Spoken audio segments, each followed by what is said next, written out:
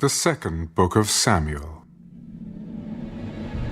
Now it came to pass, after the death of Saul, when David had returned from the slaughter of the Amalekites, and David had stayed 2 days in Ziklag, on the 3rd day, behold, it happened that a man came from Saul's camp with his clothes torn and dust on his head. So it was, when he came to David, that he fell to the ground and prostrated himself. And David said to him, "Where have you come from?" "I have escaped from the camp of Israel." "How did the matter go? Please tell me." "The people have fled from the battle. Many of the people are fallen and dead.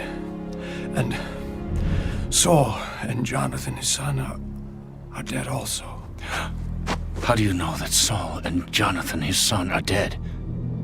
"As I happened by chance to be on Mount Gilboa, there was Saul leaning on his spear, and indeed the chariots and horsemen followed hard after him. Now when he looked behind him, he saw me and called to me.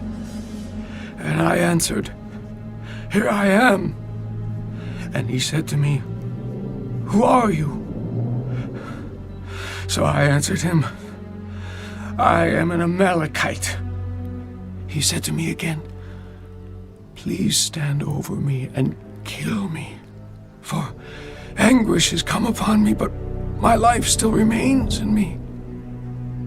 So I stood over him and killed him, because I was sure that he could not live after he had fallen.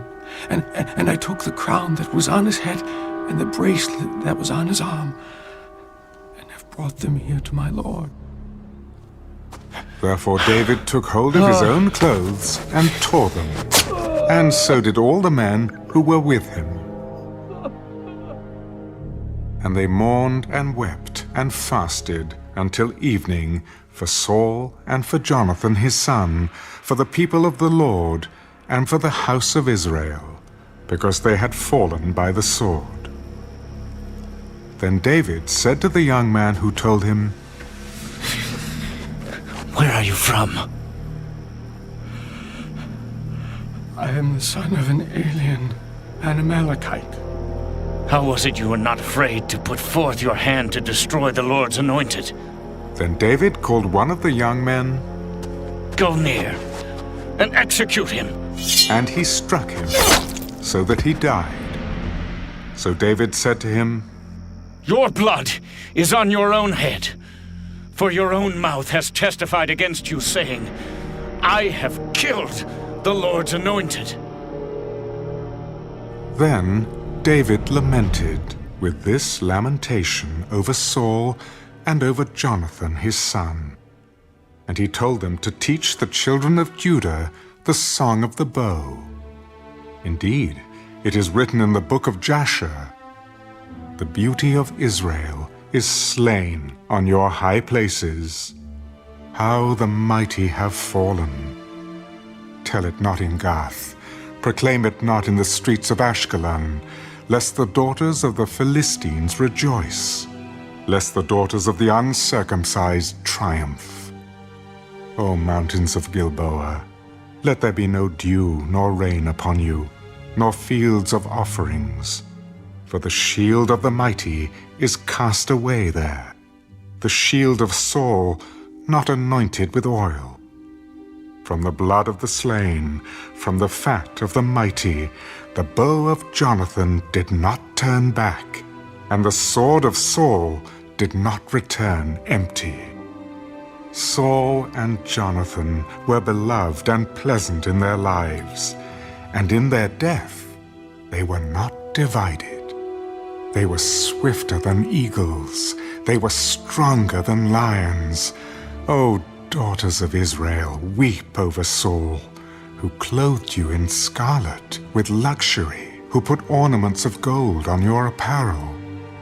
How the mighty have fallen in the midst of the battle.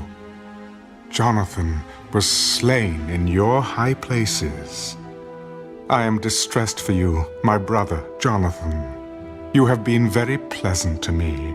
Your love to me was wonderful, surpassing the love of women. How the mighty have fallen, and the weapons of war perished. It happened after this that David inquired of the Lord, Shall I go up to any of the cities of Judah? Go up Where shall I go up? to Hebron. So David went up there, and his 2 wives also, Ahinoam, the Jezreelitess, and Abigail, the widow of Nabal the Carmelite. And David brought up the men who were with him, every man with his household. So they dwelt in the cities of Hebron. Then the men of Judah came, and there they anointed David king over the house of Judah. And they told David, The men of Jabesh-Gilead were the ones who buried Saul. So David sent messengers to the men of Jabesh-Gilead. You are blessed of the Lord, for you have shown this kindness to your Lord, to Saul, and have buried him. And now may the Lord show kindness and truth to you. I also will repay you this kindness, because you have done this thing. Now, therefore, let your hands be strengthened, and be valiant, for your master Saul is dead, and also the house of Judah has anointed me king over them.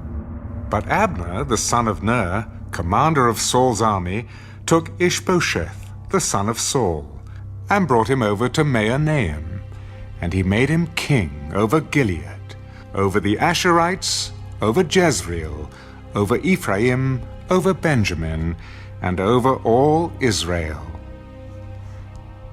Ishbosheth, Saul's son, was 40 years old when he began to reign over Israel, and he reigned 2 years. Only the house of Judah followed David. And the time that David was king in Hebron over the house of Judah was 7 years and 6 months. Now Abner, the son of Ner, and the servants of Ishbosheth, the son of Saul, went out from Mahanaim to Gibeon. And Joab, the son of Zeruiah, and the servants of David went out and met them by the pool of Gibeon. So they sat down, one on one side of the pool, and the other on the other side of the pool. Then Abner said to Joab, Let the young men now arise and compete before us. Let them arise. So they arose and went over by number, 12 from Benjamin, followers of Ishbosheth the son of Saul, and 12 from the servants of David. And each one grasped his opponent by the head and thrust his sword in his opponent's side. So they fell down together. Therefore that place was called the Field of Sharp Swords, which is in Gibeon.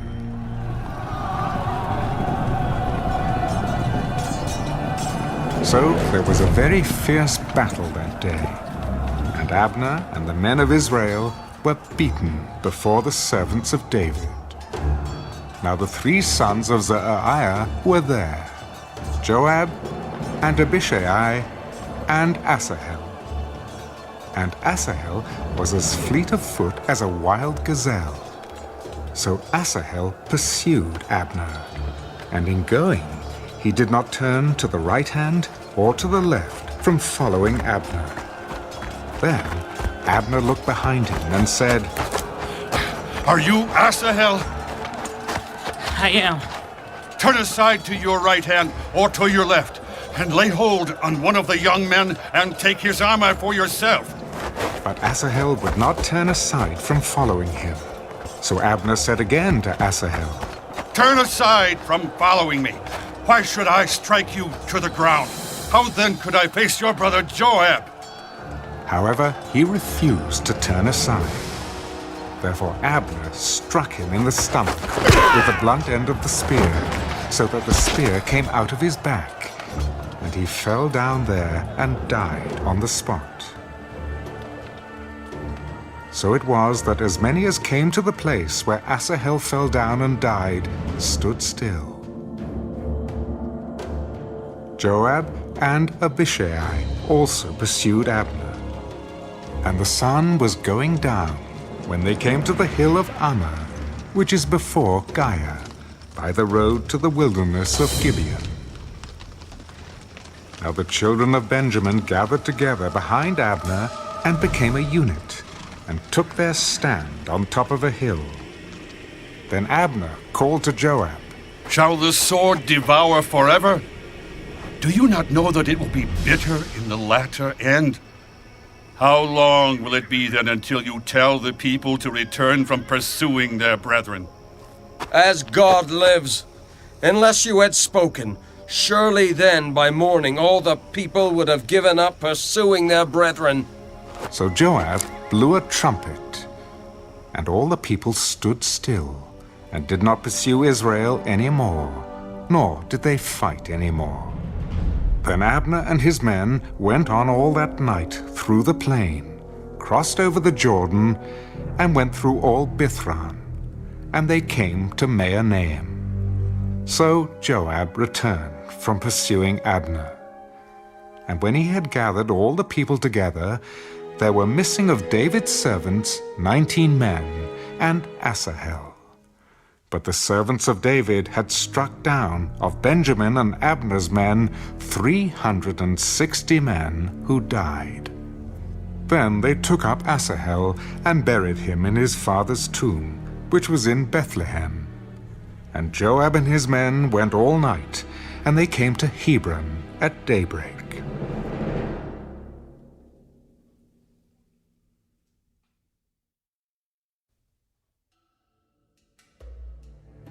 Now there was a long war between the house of Saul and the house of David.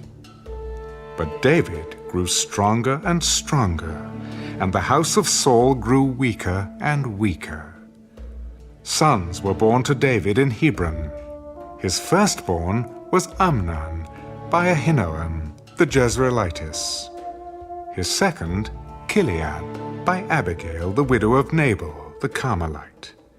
The third, Absalom, the son of Maacah, the daughter of Talmai, king of Gesher. The fourth, Adonijah, the son of Haggith. The fifth, Shephatiah, the son of Abital. And the sixth, Ithream, by David's wife Eglah. These were born to David in Hebron. Now it was so, while there was war between the house of Saul and the house of David, that Abner was strengthening his hold on the house of Saul. And Saul had a concubine whose name was Rizpah, the daughter of Aiah. So Ishbosheth said to Abner, Why have you gone in to my father's concubine? Then Abner became very angry at the words of Ishbosheth. Am I a dog's head that belongs to Judah? Today I show loyalty to the house of Saul, your father, to his brothers, and to his friends, and have not delivered you into the hand of David. And you charge me today with a fault concerning this woman? May God do so to Abner, and more also, if I do not do for David as the Lord has sworn to him, to transfer the kingdom from the house of Saul and set up the throne of David over Israel and over Judah, from Dan to Beersheba. And he could not answer Abner another word, because he feared him. Then Abner sent messengers on his behalf to David. Whose is the land? Make your covenant with me, and indeed my hand shall be with you, to bring all Israel to you. Good. I will make a covenant with you. But one thing I require of you. You shall not see my face unless you first bring Michal, Saul's daughter, when you come to see my face.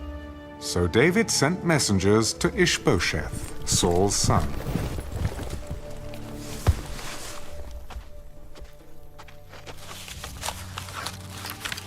Give me my wife Michal, whom I betrothed to myself for 100 foreskins of the Philistines. And Ishbosheth sent and took her from her husband, from Paltiel, the son of Laish. Then her husband went along with her, to Bahurim, weeping behind her. So Abner said to him, Go, return. and he returned. Now Abner had communicated with the elders of Israel. In time past you were seeking for David to be king over you. Now then, do it, for the Lord has spoken of David, saying, By the hand of my servant David I will save my people Israel from the hand of the Philistines and the hand of all their enemies. And Abner also spoke in the hearing of Benjamin.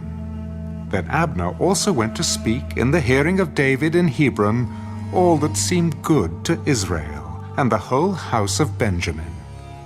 So Abner and 20 men with him came to David at Hebron. And David made a feast for Abner and the men who were with him.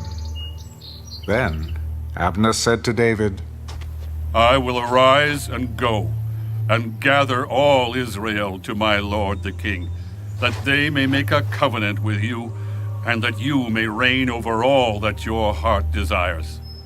So David sent Abner away, and he went in peace. At that moment the servants of David and Joab came from a raid, and brought much spoil with them. But Abner was not with David in Hebron, for he had sent him away, and he had gone in peace. When Joab and all the troops that were with him had come, they told Joab, Abner, the son of Ner, came to the king, and he sent him away, and he has gone in peace. Then Joab came to the king. What have you done? Look, Abner came to you. Why is it that you sent him away, and he has already gone? Surely you realize that Abner, the son of Ner, came to deceive you, to know you're going out and you're coming in, and to know all that you are doing. And when Joab had gone from David's presence, he sent messengers after Abner, who brought him back from the well of Sirah. But David did not know it. Now when Abner had returned to Hebron, Joab took him aside in the gate to speak with him privately, and there stabbed him in the stomach, so that he died for the blood of Asahel his brother. Afterward, when David heard it, he said, My kingdom and I are guiltless before the Lord forever of the blood of Abner, the son of Ner. Let it rest on the head of Joab, and on all his father's house, and let there never fail to be in the house of Joab one who has a discharge or is a leper, who leans on a staff or falls by the sword, or who lacks bread. So Joab and Abishai his brother killed Abner, because he had killed their brother Asahel at Gibeon in the battle. Then David said to Joab and to all the people who were with him, Tear your clothes, gird yourselves with sackcloth, and mourn for Abner. And King David followed the coffin. So they buried Abner in Hebron. And the king lifted up his voice and wept at the grave of Abner. And all the people wept. And the king sang a lament over Abner.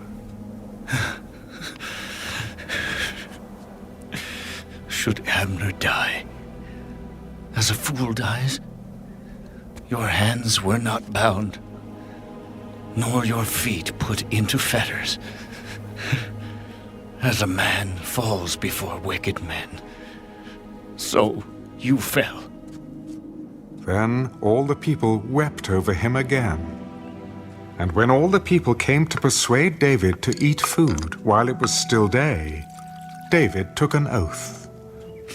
God, do so to me, and more also, if I taste bread or anything else till the sun goes down. Now all the people took note of it, and it pleased them, since whatever the king did pleased all the people.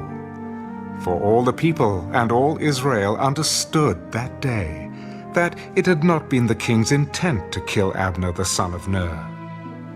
Then the king said to his servants, Do you not know that a prince and a great man has fallen this day in Israel? And I am weak today, though anointed king, and these men, the sons of Zeruiah, are too harsh for me. The Lord shall repay the evildoer according to his wickedness.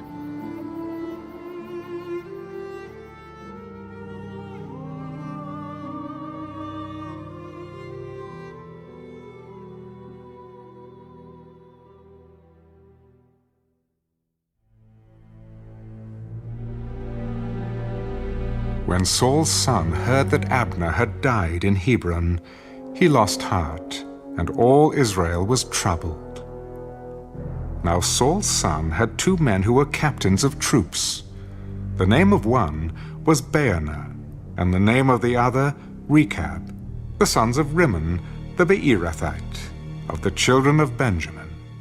For Beeroth was also part of Benjamin, because the Beerothites fled to Gittaim, and have been sojourners there until this day. Jonathan, Saul's son, had a son who was lame in his feet. He was 5 years old when the news about Saul and Jonathan came from Jezreel.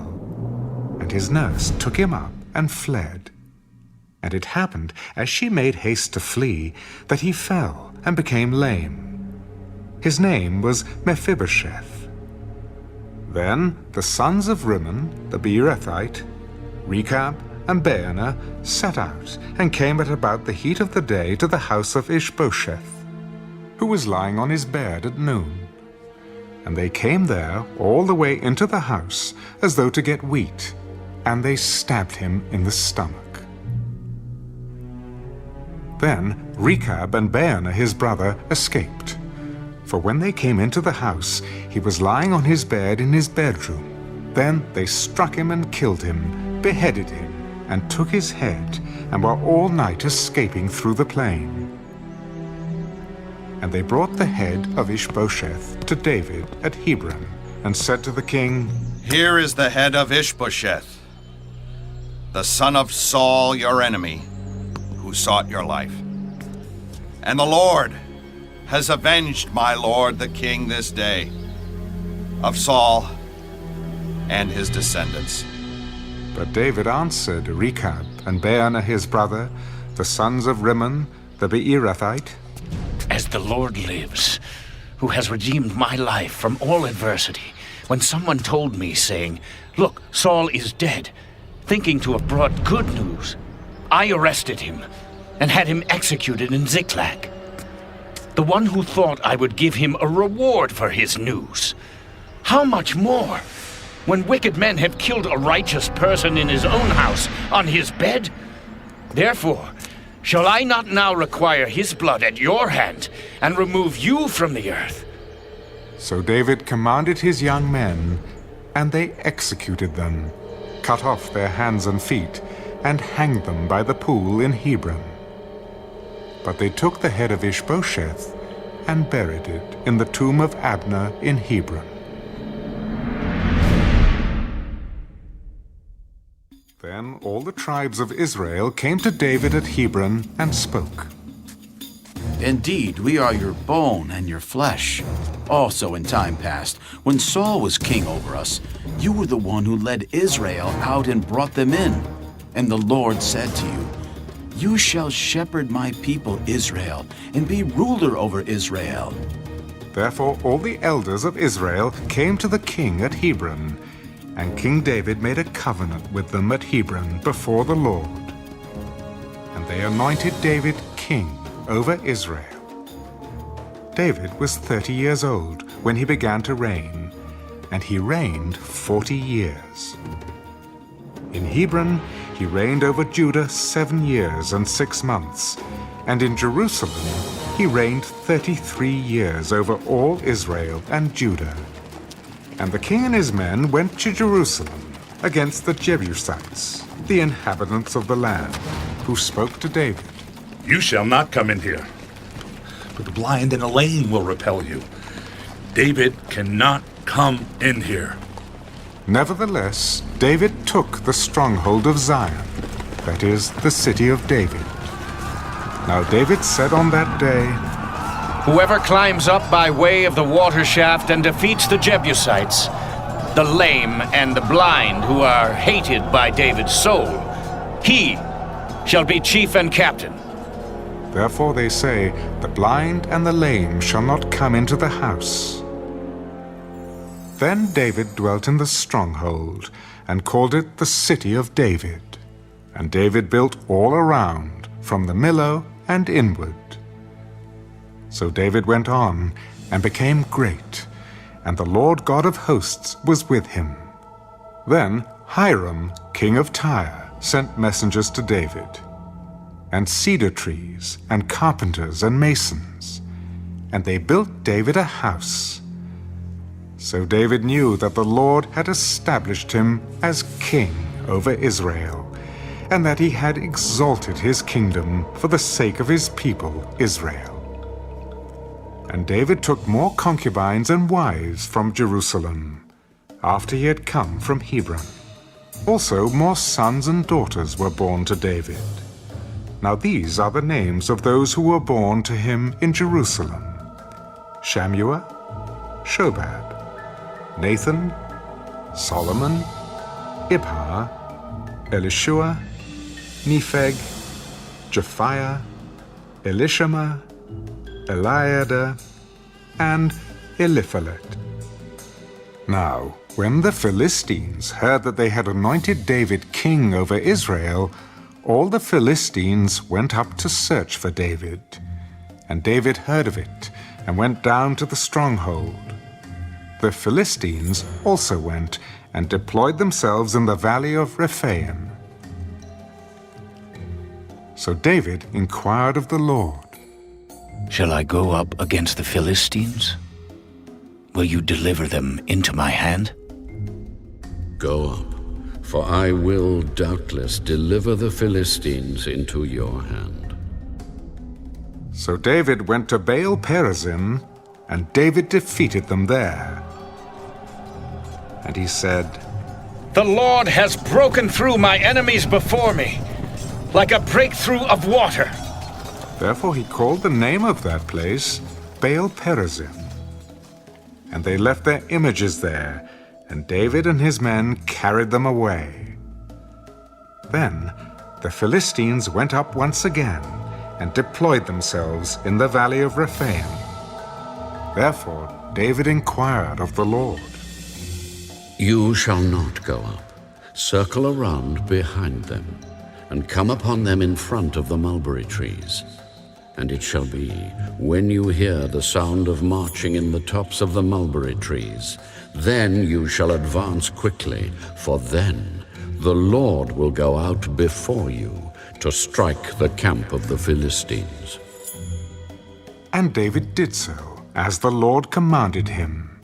And he drove back the Philistines from Geba as far as Gezer.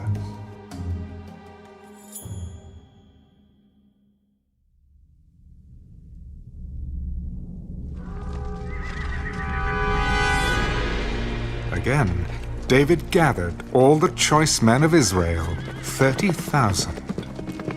And David arose and went with all the people who were with him from Baale-Judah to bring up from there the ark of God, whose name is called by the name the Lord of Hosts, who dwells between the cherubim. So they set the ark of God on a new cart, and brought it out of the house of Abinadab, which was on the hill. And Uzzah and Ahio, the sons of Abinadab, drove the new cart. And they brought it out of the house of Abinadab, which was on the hill, accompanying the ark of God. And Ahio went before the ark. Then David and all the house of Israel played music before the Lord on all kinds of instruments of fir wood, on harps, on stringed instruments, on tambourines, on sistrums, and on cymbals. And when they came to Nachon's threshing floor, Uzzah put out his hand to the ark of God, and took hold of it, for the oxen stumbled. Then the anger of the Lord was aroused against Uzzah, and God struck him there for his error. And he died there by the ark of God. And David became angry because of the Lord's outbreak against Uzzah. And he called the name of the place Perez Uzzah to this day. David was afraid of the Lord that day. How can the ark of the Lord come to me? So David would not move the ark of the Lord with him into the city of David. But David took it aside into the house of Obed-Edom, the Gittite. The ark of the Lord remained in the house of Obed-Edom the Gittite 3 months. And the Lord blessed Obed-Edom and all his household. Now it was told King David, "The Lord has blessed the house of Obed-Edom and all that belongs to him, because of the ark of God." So David went and brought up the ark of God from the house of Obed-Edom to the city of David with gladness. And so it was, when those bearing the ark of the Lord had gone 6 paces, that he sacrificed oxen and fatted sheep. Then David danced before the Lord with all his might, and David was wearing a linen ephod. So David and all the house of Israel brought up the ark of the Lord with shouting and with the sound of the trumpet. Now as the ark of the Lord came into the city of David, Michal, Saul's daughter, looked through a window and saw King David leaping and whirling before the Lord, and she despised him in her heart. So they brought the ark of the Lord and set it in its place in the midst of the tabernacle that David had erected for it. Then David offered burnt offerings and peace offerings before the Lord. And when David had finished offering burnt offerings and peace offerings, he blessed the people in the name of the Lord of hosts. Then he distributed among all the people, among the whole multitude of Israel, both the women and the men, to everyone a loaf of bread, a piece of meat, and a cake of raisins. So all the people departed, everyone to his house. Then David returned to bless his household. And Michal, the daughter of Saul, came out to meet David. How glorious was the King of Israel today, uncovering himself today in the eyes of the maids of his servants, as one of the base fellows shamelessly uncovers himself. It was before the Lord, who chose me instead of your father and all his house, to appoint me ruler over the people of the Lord, over Israel. Therefore I will play music before the Lord, and I will be even more undignified than this, and will be humble in my own sight. But as for the maidservants of whom you have spoken, by them I will be held in honor. Therefore Michal, the daughter of Saul, had no children to the day of her death.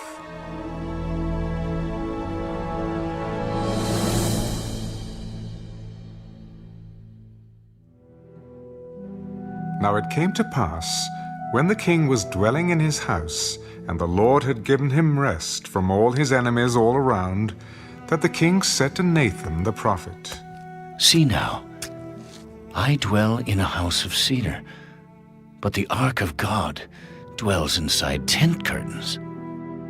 Go, do all that is in your heart, for the Lord is with you. But it happened that night that the word of the Lord came to Nathan. Go and tell my servant David, Thus says the Lord, Would you build a house for me to dwell in? For I have not dwelt in a house since the time that I brought the children of Israel up from Egypt, even to this day, but have moved about in a tent and in a tabernacle. Wherever I have moved about with all the children of Israel, have I ever spoken a word to anyone from the tribes of Israel, whom I commanded to shepherd my people Israel, saying, Why have you not built me a house of cedar? Now therefore, thus you shall say to my servant David, Thus says the Lord of hosts, I took you from the sheepfold, from following the sheep, to be ruler over my people, over Israel. And I have been with you wherever you have gone, and have cut off all your enemies from before you, and have made you a great name, like the name of the great men who are on the earth. Moreover, I will appoint a place for my people Israel, and will plant them, that they may dwell in a place of their own, and move no more. Nor shall the sons of wickedness oppress them any more, as previously, since the time that I commanded judges to be over my people Israel, and have caused you to rest from all your enemies. Also, the Lord tells you that he will make you a house.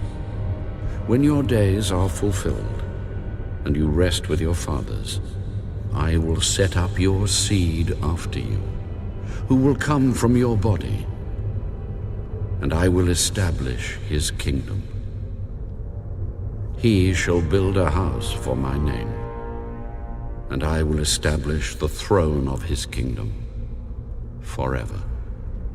I will be his father, and he shall be my son.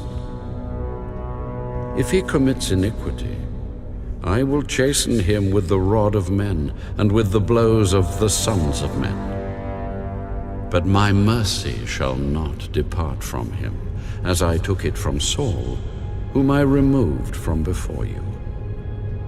And your house and your kingdom shall be established forever before you. Your throne shall be established forever. According to all these words, and according to all this vision, so Nathan spoke to David. Then King David went in and sat before the Lord. Who am I, O Lord God, and what is my house, that you have brought me this far? And yet this was a small thing in your sight, O Lord God. And you have also spoken of your servant's house for a great while to come. Is this the manner of man, O Lord God? Now what more can David say to you? For you, Lord God, know your servant. For your word's sake, and according to your own heart, you have done all these great things to make your servant know them. Therefore, you are great, O Lord God. For there is none like you, nor is there any God besides you, according to all that we have heard with our ears. And who is like your people, like Israel, the one nation on earth whom God went to redeem for himself as a people, to make for himself a name, and to do for yourself great and awesome deeds for your land, before your people, whom you redeemed for yourself from Egypt, the nations and their gods? For you have made your people, Israel, your very own people forever, and you, Lord, have become their God. Now, O Lord God, the word which you have spoken concerning your servant and concerning his house, establish it forever, and do as you have said. So let your name be magnified forever, saying, the Lord of hosts is the God over Israel, and let the house of your servant David be established before you. For you, O Lord of hosts, God of Israel, have revealed this to your servant, saying, I will build you a house. Therefore, your servant has found it in his heart to pray this prayer to you. And now, O Lord God, you are God, and your words are true, and you have promised this goodness to your servant. Now, therefore, let it please you to bless the house of your servant, that it may continue before you forever. For you, O Lord God, have spoken it. And with your blessing let the house of your servant be blessed forever.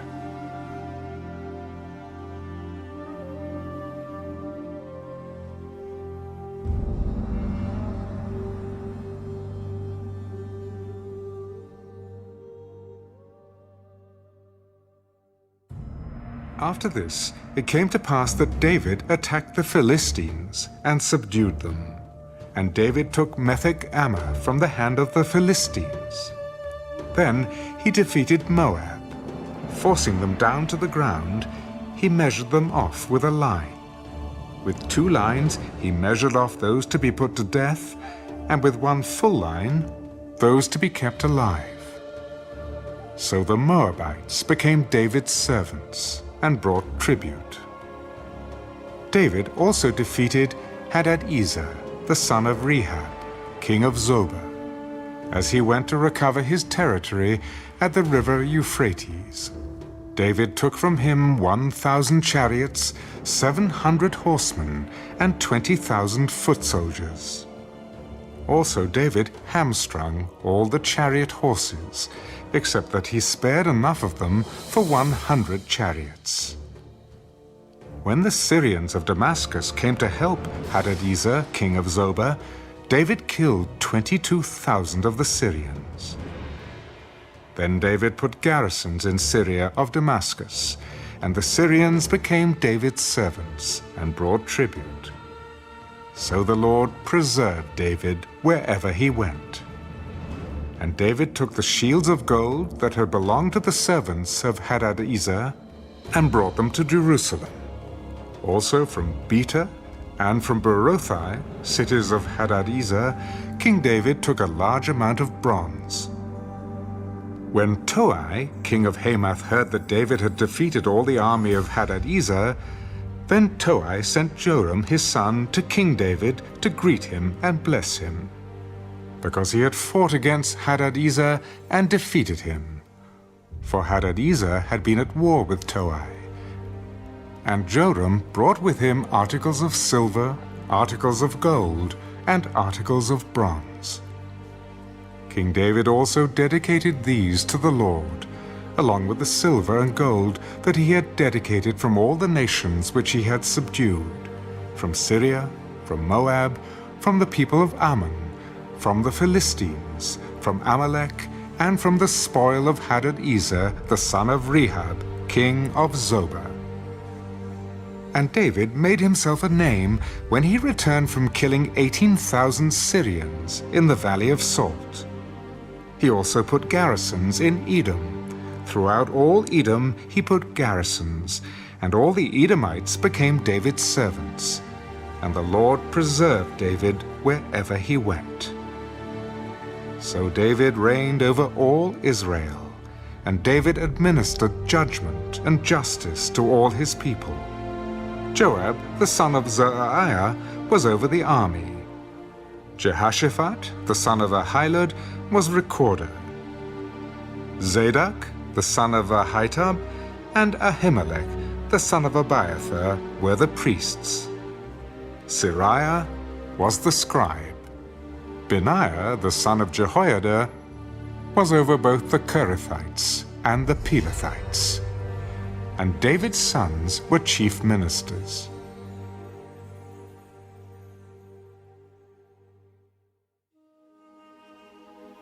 Now David said, "Is there still anyone who is left of the house of Saul, that I may show him kindness for Jonathan's sake?" And there was a servant of the house of Saul, whose name was Ziba. So when they had called him to David, the king said to him, "Are you Ziba?" "At your service." "Is there not still someone of the house of Saul, to whom I may show the kindness of God?" "There is still a son of Jonathan who is lame in his feet." "Where is he?" "Indeed, he is in the house of Machir, the son of Ammiel, in Lodebar."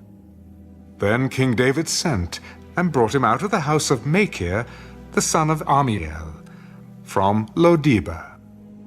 Now when Mephibosheth, the son of Jonathan, the son of Saul, had come to David, he fell on his face and prostrated himself.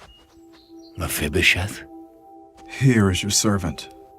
"Do not fear, for I will surely show you kindness for Jonathan your father's sake, and will restore to you all the land of Saul, your grandfather, and you shall eat bread at my table continually."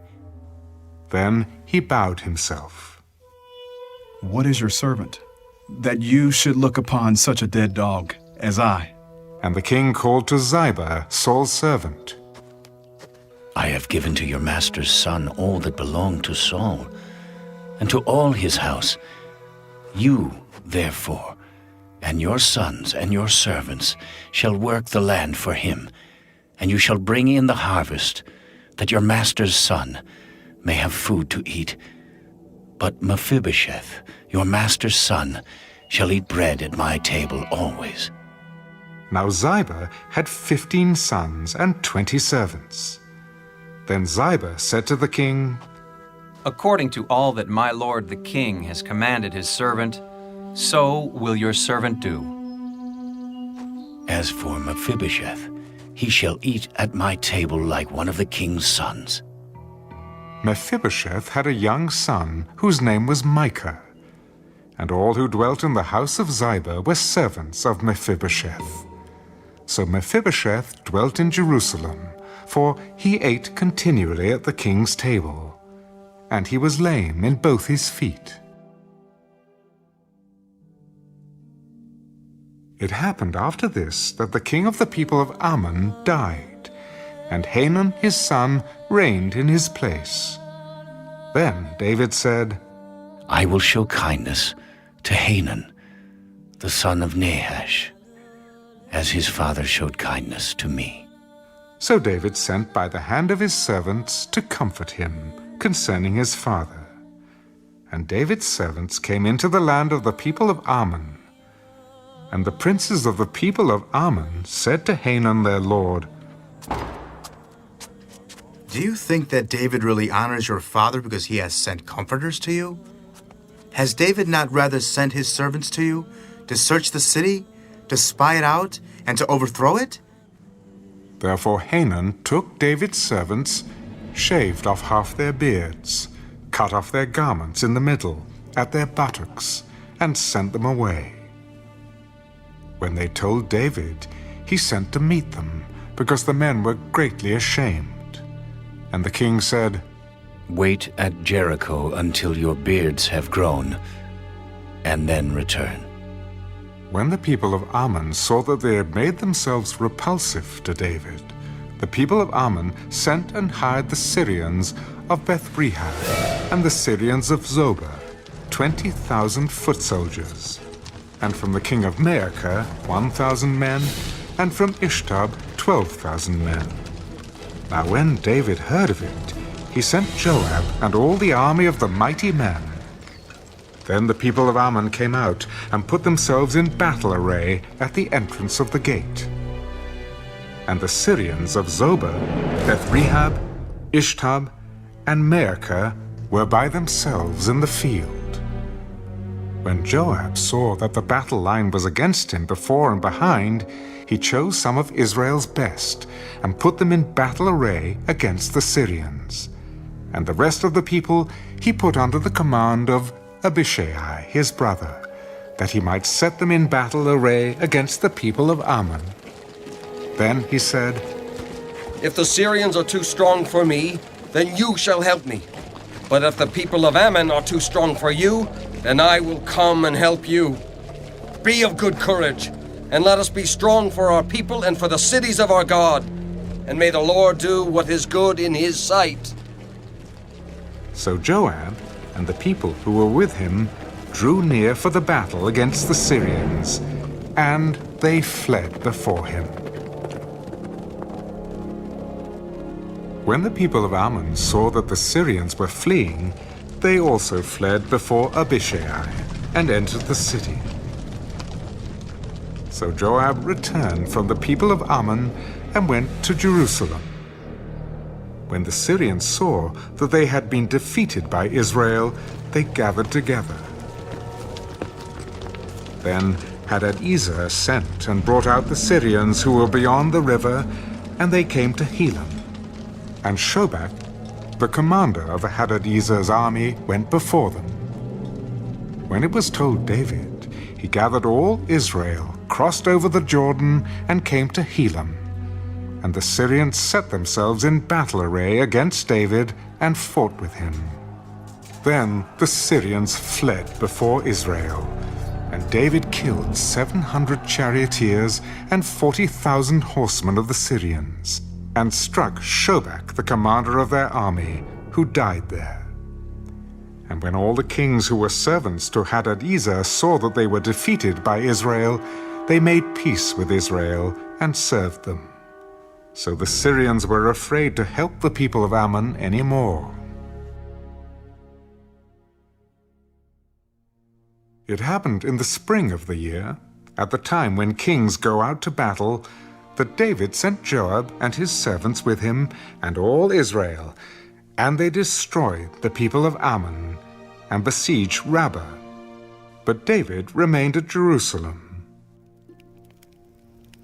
Then it happened one evening that David arose from his bed and walked on the roof of the king's house. And from the roof he saw a woman bathing, and the woman was very beautiful to behold. So David sent and inquired about the woman, and someone said, "Is this not Bathsheba, the daughter of Eliam, the wife of Uriah the Hittite?" Then David sent messengers and took her, and she came to him, and he lay with her, for she was cleansed from her impurity, and she returned to her house. And the woman conceived, so she sent and told David. "I am with child." Then David sent to Joab. "Send me Uriah the Hittite." And Joab sent Uriah to David. When Uriah had come to him, David asked how Joab was doing, and how the people were doing, and how the war prospered. And David said to Uriah, "Go down to your house and wash your feet." So Uriah departed from the king's house, and a gift of food from the king followed him. But Uriah slept at the door of the king's house with all the servants of his lord, and did not go down to his house. So when they told David, saying, "Uriah did not go down to his house," David said to Uriah, "Did you not come from a journey? Why did you not go down to your house?" "The ark and Israel and Judah are dwelling in tents, and my lord Joab and the servants of my lord are encamped in the open fields. Shall I then go to my house to eat and drink and to lie with my wife? As you live, and as your soul lives, I will not do this thing." Wait here today also, and tomorrow I will let you depart. So Uriah remained in Jerusalem that day and the next. Now when David called him, he ate and drank before him, and he made him drunk. And at evening he went out to lie on his bed with the servants of his lord, but he did not go down to his house. In the morning it happened that David wrote a letter to Joab, and sent it by the hand of Uriah. And he wrote in the letter, "Set Uriah in the forefront of the hottest battle, and retreat from him, that he may be struck down and die."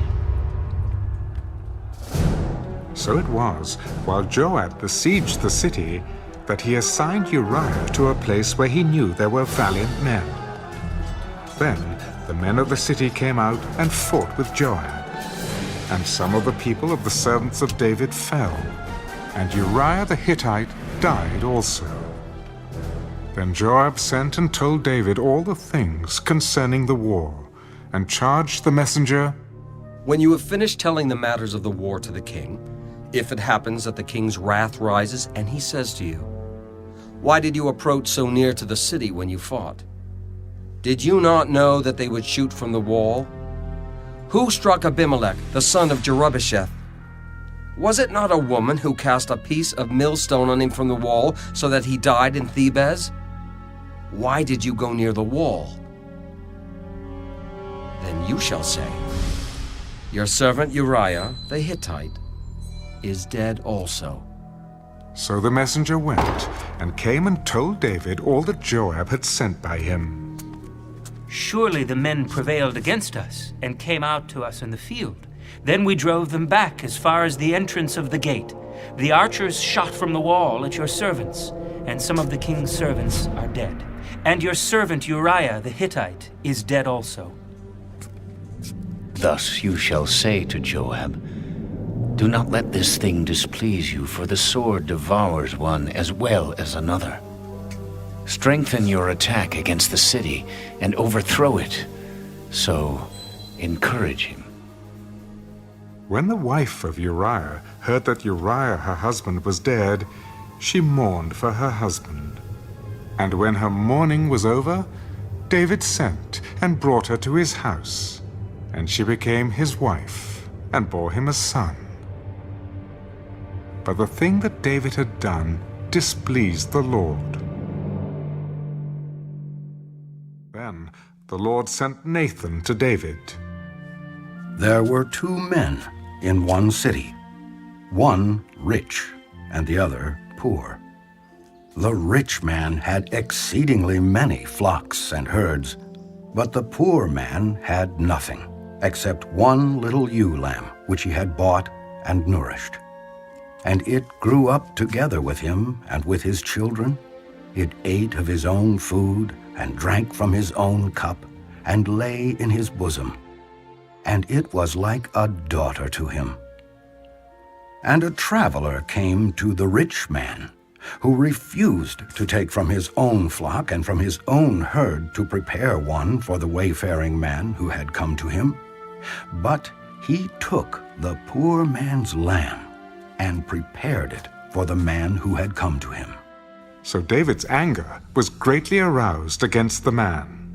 As the Lord lives, the man who has done this shall surely die, and he shall restore 4-fold for the lamb, because he did this thing, and because he had no pity. You are the man. Thus says the Lord God of Israel, I anointed you king over Israel, and I delivered you from the hand of Saul. I gave you your master's house and your master's wives into your keeping, and gave you the house of Israel and Judah. And if that had been too little, I also would have given you much more. Why have you despised the commandment of the Lord to do evil in his sight? You have killed Uriah the Hittite with the sword. You have taken his wife to be your wife, and have killed him with the sword of the people of Ammon. Now, therefore, the sword shall never depart from your house, because you have despised me, and have taken the wife of Uriah the Hittite to be your wife. Thus says the Lord, Behold, I will raise up adversity against you from your own house. And I will take your wives before your eyes, and give them to your neighbor. And he shall lie with your wives in the sight of this sun, for you did it secretly.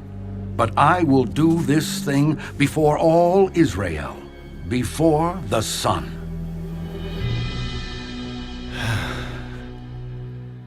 I have sinned against the Lord.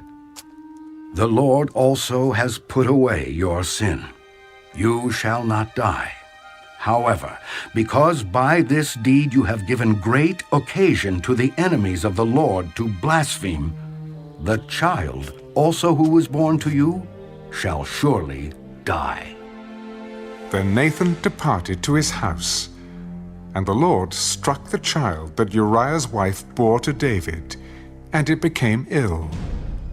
David therefore pleaded with God for the child, and David fasted and went in and lay all night on the ground. So the elders of his house arose and went to him to raise him up from the ground. But he would not, nor did he eat food with them. Then on the 7th day it came to pass that the child died. And the servants of David were afraid to tell him that the child was dead. Indeed, while the child was alive, we spoke to him, and he would not heed our voice. How can we tell him that the child is dead? He may do some harm. When David saw that his servants were whispering, David perceived that the child was dead. Therefore David said to his servants, "Is the child dead?" "He is dead." So David arose from the ground, washed and anointed himself, and changed his clothes, and he went into the house of the Lord and worshipped. Then he went to his own house. And when he requested, they set food before him, and he ate. Then his servants said to him, "What is this that you have done? You fasted and wept for the child while he was alive, but when the child died, you arose and ate food." While the child was alive, I fasted and wept. For I said, "Who can tell whether the Lord will be gracious to me, that the child may live? But now he is dead. Why should I fast? Can I bring him back again? I shall go to him, but he shall not return to me." Then David comforted Bathsheba, his wife, and went in to her and lay with her. So she bore a son, and he called his name Solomon. Now the Lord loved him, and he sent word by the hand of Nathan the prophet. So he called his name Jedediah, because of the Lord. Now Joab fought against Rabbah of the people of Ammon, and took the royal city. And Joab sent messengers to David. I have fought against Rabbah, and I have taken the city's water supply. Now, therefore, gather the rest of the people together, and encamp against the city, and take it, lest I take the city, and it be called after my name. So David gathered all the people together, and went to Rabbah, fought against it, and took it. Then he took their king's crown from his head. Its weight was a talent of gold with precious stones, and it was set on David's head. Also he brought out the spoil of the city in great abundance, and he brought out the people who were in it, and put them to work with saws and iron picks and iron axes, and made them cross over to the brickworks. So he did to all the cities of the people of Ammon. Then David and all the people returned to Jerusalem. After this, Absalom, the son of David, had a lovely sister, whose name was Tamar, and Amnon, the son of David, loved her. Amnon was so distressed over his sister Tamar that he became sick, for she was a virgin, and it was improper for Amnon to do anything to her. But Amnon had a friend whose name was Jonadab, the son of Shimeah, David's brother. Now Jonadab was a very crafty man, and he said to him, "Why are you, the king's son, becoming thinner day after day? Will you not tell me?" Amnon said to him, "I love Tamar, my brother Absalom's sister." Lie down on your bed and pretend to be ill, and when your father comes to see you, say to him, 'Please let my sister Tamar come and give me food, and prepare the food in my sight, that I may see it and eat it from her hand.'" Then Amnon lay down and pretended to be ill.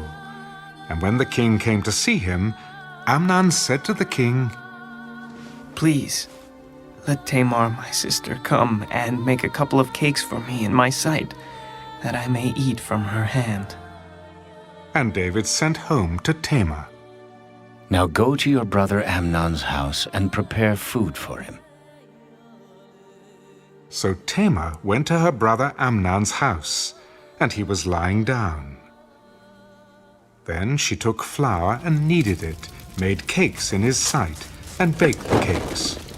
And she took the pan and placed them out before him. But he refused to eat. "Have everyone go out from me." And they all went out from him.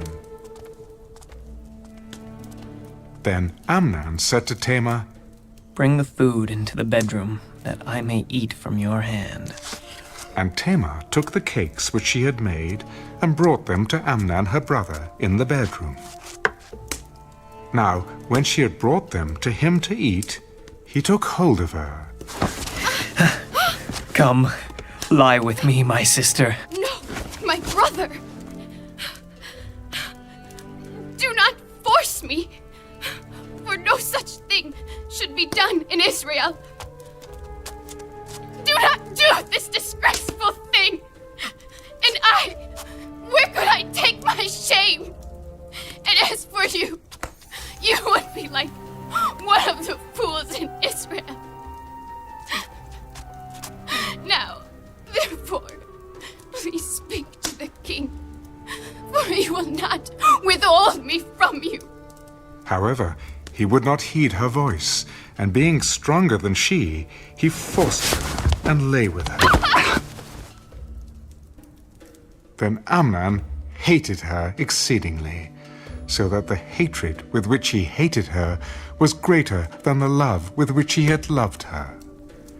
And Amnon said to her, "Arise, be gone." No, indeed. This evil of sending me away is worse than the other that you did to me. But he would not listen to her. Then he called his servant who attended him. "Here, put this woman out, away from me, and bolt the door behind her." Now she had on a robe of many colors, for the king's virgin daughters wore such apparel. And his servant put her out and bolted the door behind her. Then Tamar put ashes on her head, and tore her robe of many colors that was on her, and laid her hand on her head, and went away crying bitterly. And Absalom her brother said to her, "Has Amnon your brother been with you? But now hold your peace, my sister. He is your brother. Do not take this thing to heart." So Tamar remained desolate in her brother Absalom's house. But when King David heard of all these things, he was very angry. And Absalom spoke to his brother Abner, neither good nor bad. For Absalom hated Amnon, because he had forced his sister Tamar. And it came to pass, after 2 full years, that Absalom had sheep shearers in Baal-Hazor, which is near Ephraim. So Absalom invited all the king's sons. Then Absalom came to the king. Kindly note, your servant has sheep shearers. Please, let the king and his servants go with your servant. No, my son, let us not all go now, lest we be a burden to you. Then he urged him, but he would not go, and he blessed him. Then Absalom said, "If not, please let my brother Amnon go with us." Why should he go with you? But Absalom urged him. So he let Amnon and all the king's sons go with him. Now Absalom had commanded his servants, "Watch now, when Amnon's heart is merry with wine, and when I say to you, strike Amnon, then kill him. Do not be afraid. Have I not commanded you? Be courageous and valiant." So the servants of Absalom did to Amnon as Absalom had commanded.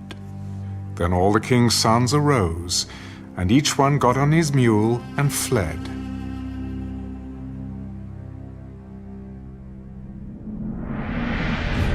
And it came to pass, while they were on their way, that news came to David. "Absalom has killed all the king's sons, and not one of them is left." So the king arose and tore his garments and lay on the ground, and all his servants stood by with their clothes torn. Then Jonadab, the son of Shimeah, David's brother, answered, "Let not my lord suppose they have killed all the young men, the king's sons, for only Amnon is dead. For by the command of Absalom this has been determined from the day that he forced his sister Tamar. Now therefore, let not my lord the king take this thing to his heart, to think that all the king's sons are dead, for only Amnon is dead. Then Absalom fled. And the young man who was keeping watch lifted his eyes and looked, and there many people were coming from the road on the hillside behind him. And Jonadab said to the king, Look, the king's sons are coming. As your servant said, so it is. So it was, as soon as he had finished speaking, that the king's sons indeed came, and they lifted up their voice and wept. Also the king and all his servants wept very bitterly. But Absalom fled and went to Talmai, the son of Ammihud, king of Geshur. And David mourned for his son every day. So Absalom fled and went to Geshur, and was there 3 years. And King David longed to go to Absalom, for he had been comforted concerning Abner, because he was dead.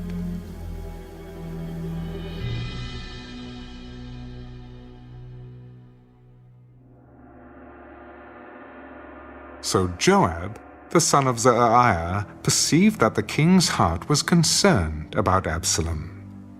And Joab sent to Tekoa, and brought from there a wise woman. Please, pretend to be a mourner, and put on mourning apparel. Do not anoint yourself with oil, but act like a woman who has been mourning a long time for the dead. Go to the king, and speak to him in this manner. So Joab put the words in her mouth, and when the woman of Tekoa spoke to the king, she fell on her face to the ground and prostrated herself. Help, O king! What troubled you? Indeed, I am a widow. My husband is dead.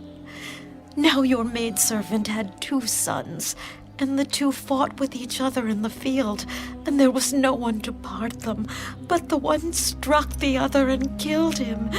And now the whole family has risen up against your maidservant, and they said, Deliver him who struck his brother, that we may execute him for the life of his brother whom he killed, and we will destroy the heir also. So they would extinguish my ember that is left, and leave to my husband neither name nor remnant on the earth. Go to your house, and I will give orders concerning you. My lord, O king, let the iniquity be on me and on my father's house, and the king and his throne be guiltless. Whoever says anything to you, bring him to me, and he shall not touch you any more. Please let the king remember the Lord your God, and do not permit the avenger of blood to destroy any more, lest they destroy my son. As the Lord lives, not one hair of your son shall fall to the ground. Please, let your maidservant speak another word to my lord the king. Say on. Why then have you schemed such a thing against the people of God? For the king speaks this thing as one who is guilty, in that the king does not bring his banished one home again. For we will surely die and become like water spilled on the ground, which cannot be gathered up again. Yet God does not take away a life, but he devises means so that his banished ones are not expelled from him. Now therefore, I have come to speak of this thing to my lord the king, because the people have made me afraid. And your maidservant said, I will now speak to the king. It may be that the king will perform the request of his maidservant. For the king will hear and deliver his maidservant from the hand of the man who would destroy me and my son together from the inheritance of God. Your maidservant said, The word of my lord the king will now be comforting. For as the angel of God so is my lord the king in discerning good and evil. And may the Lord your God be with you. Please do not hide from me anything that I ask you. Please, let my lord the king speak. Is the hand of Joab with you in all this? As you live, my lord the king, no one can turn to the right hand or to the left from anything that my lord the king has spoken. For your servant Joab commanded me, and he put all these words in the mouth of your maidservant. To bring about this change of affairs, your servant Joab has done this thing.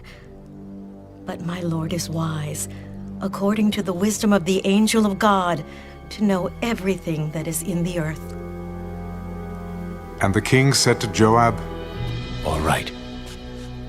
I have granted this thing. Go, therefore.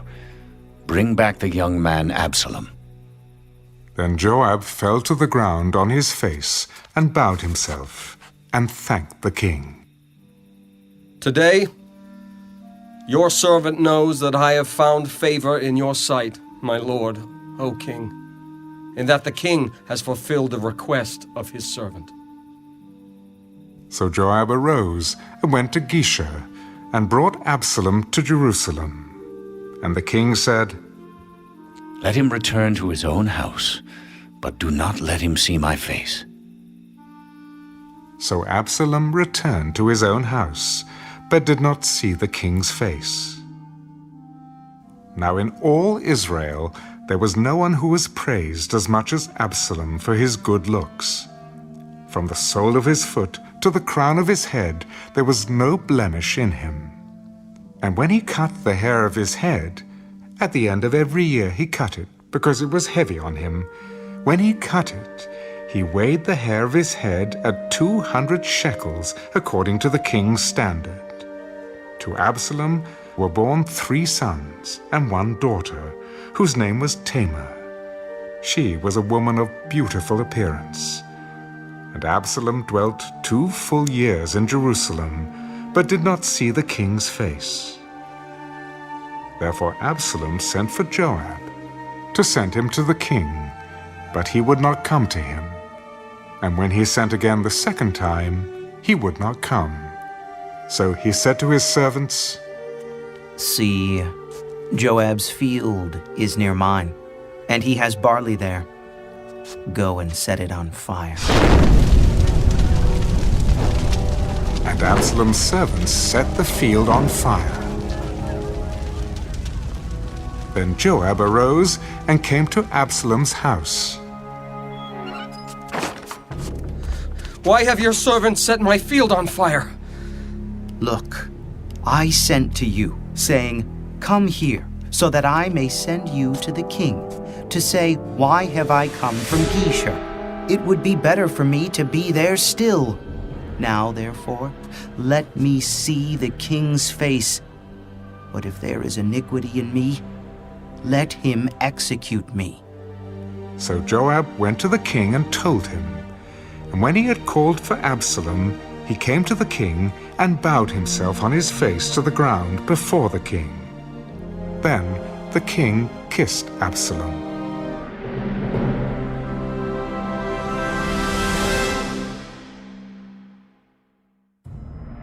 After this, it happened that Absalom provided himself with chariots and horses, and 50 men to run before him. Now Absalom would rise early and stand beside the way to the gate. So it was, whenever anyone who had a lawsuit came to the king for a decision, that Absalom would call to him and say, What city are you from? And he would say, Your servant is from such and such a tribe of Israel. Then Absalom would say to him, Look, your case is good and right, but there is no deputy of the king to hear you. Oh, that I were made judge in the land, and everyone who has any suit or cause would come to me. Then I would give him justice. And so it was, whenever anyone came near to bow down to him, that he would put out his hand and take him and kiss him. In this manner Absalom acted toward all Israel who came to the king for judgment. So Absalom stole the hearts of the men of Israel. Now it came to pass, after 40 years, that Absalom said to the king, Please, let me go to Hebron and pay the vow which I made to the Lord. For your servant took a vow while I dwelt at Geshur in Syria, saying, If the Lord indeed brings me back to Jerusalem, then I will serve the Lord. And the king said to him, Go in peace. So he arose and went to Hebron. Then Absalom sent spies throughout all the tribes of Israel. As soon as you hear the sound of the trumpet, then you shall say, Absalom reigns in Hebron. And with Absalom went 200 men invited from Jerusalem, and they went along innocently and did not know anything. Then Absalom sent for Ahithophel the Gilonite, David's counselor from his city, from Gilo, while he offered sacrifices. And the conspiracy grew strong, for the people with Absalom continually increased in number. Now a messenger came to David. The hearts of the men of Israel are with Absalom.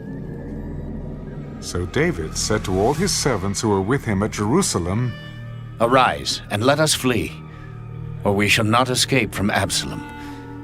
Make haste to depart, lest he overtake us suddenly and bring disaster upon us, and strike the city with the edge of the sword. We are your servants, ready to do whatever my lord the king commands. Then the king went out with all his household after him. But the king left 10 women, concubines, to keep the house.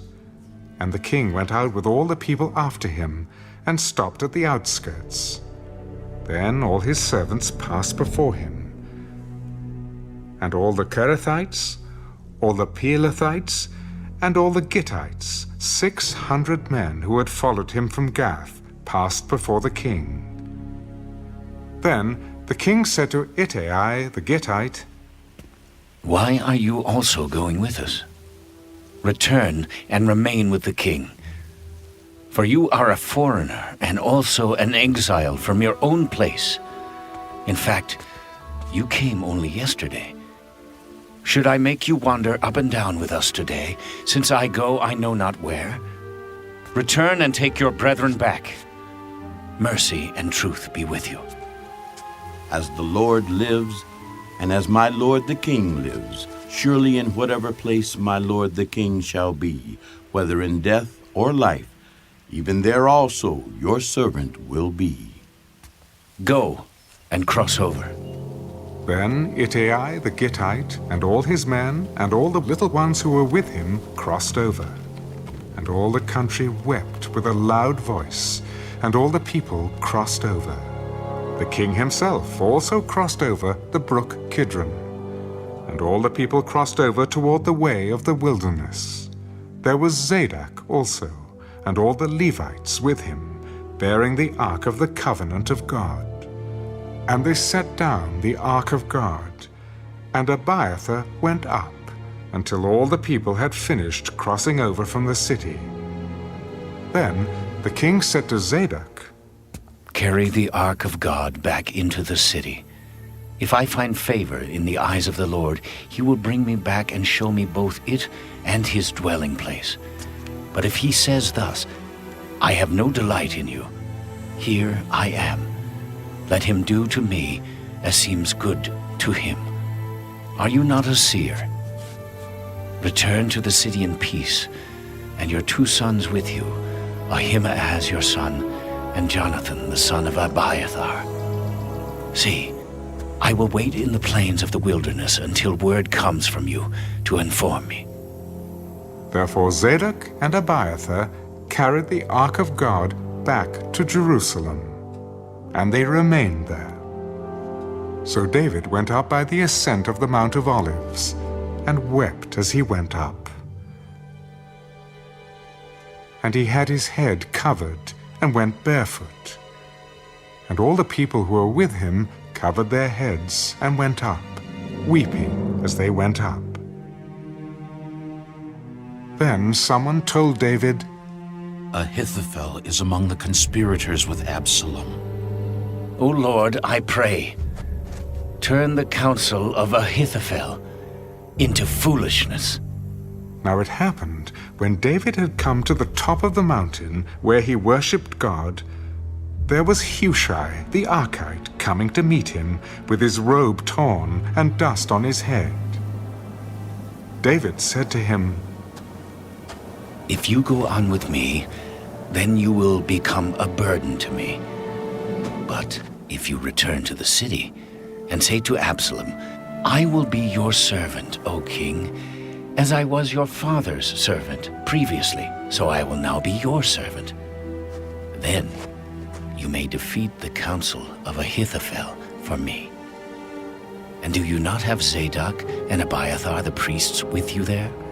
Therefore, it will be that whatever you hear from the king's house, you shall tell to Zadok and Abiathar the priests. Indeed, they have there with them their 2 sons, Ahimaaz, Zadok's son, and Jonathan, Abiathar's son, and by them you shall send me everything you hear. So Hushai, David's friend, went into the city, and Absalom came into Jerusalem.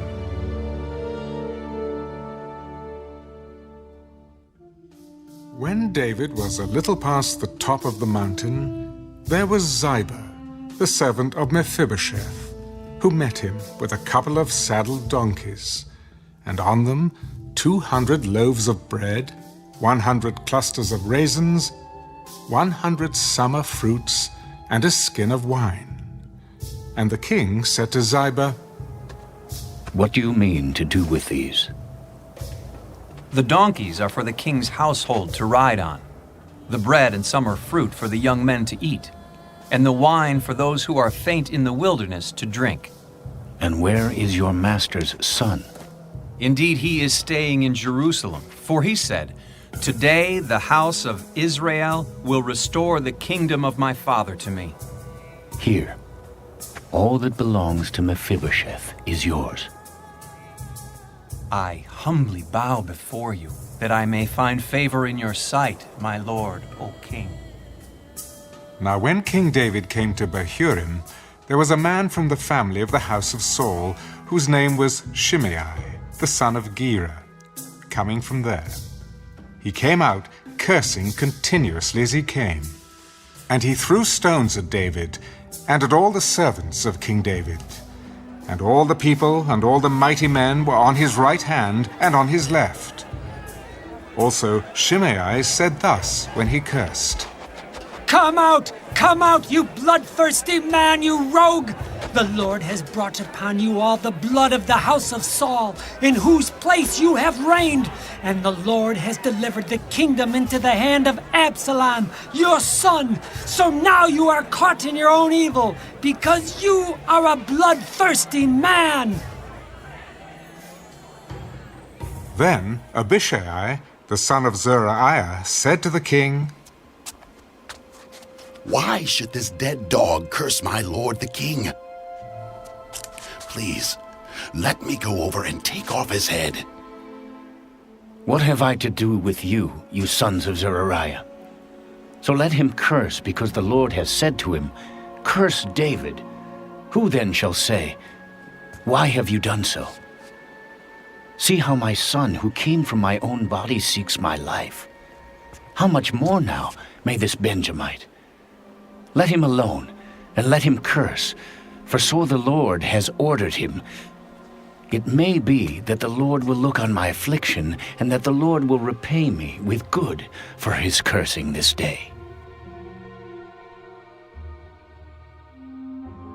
And as David and his men went along the road, Shimei went along the hillside opposite him, and cursed as he went, threw stones at him, and kicked up dust. Now the king and all the people who were with him became weary, so they refreshed themselves there. Meanwhile, Absalom and all the people, the men of Israel, came to Jerusalem, and Ahithophel was with him. And so it was, when Hushai the Archite, David's friend, came to Absalom, that Hushai said to Absalom, "Long live the king! Long live the king!" So Absalom said to Hushai, "Is this your loyalty to your friend? Why did you not go with your friend?" "No, but whom the Lord and this people and all the men of Israel choose, his I will be, and with him I will remain. Furthermore, whom should I serve? Should I not serve in the presence of his son? As I have served in your father's presence, so will I be in your presence." Then Absalom said to Ahithophel, "Give advice as to what we should do." Go into your father's concubines, whom he has left to keep the house, and all Israel will hear that you are abhorred by your father. Then the hands of all who are with you will be strong." So they pitched a tent for Absalom on the top of the house. And Absalom went in to his father's concubines in the sight of all Israel. Now the advice of Ahithophel, which he gave in those days, was as if one had inquired at the oracle of God. So was all the advice of Ahithophel, both with David and with Absalom.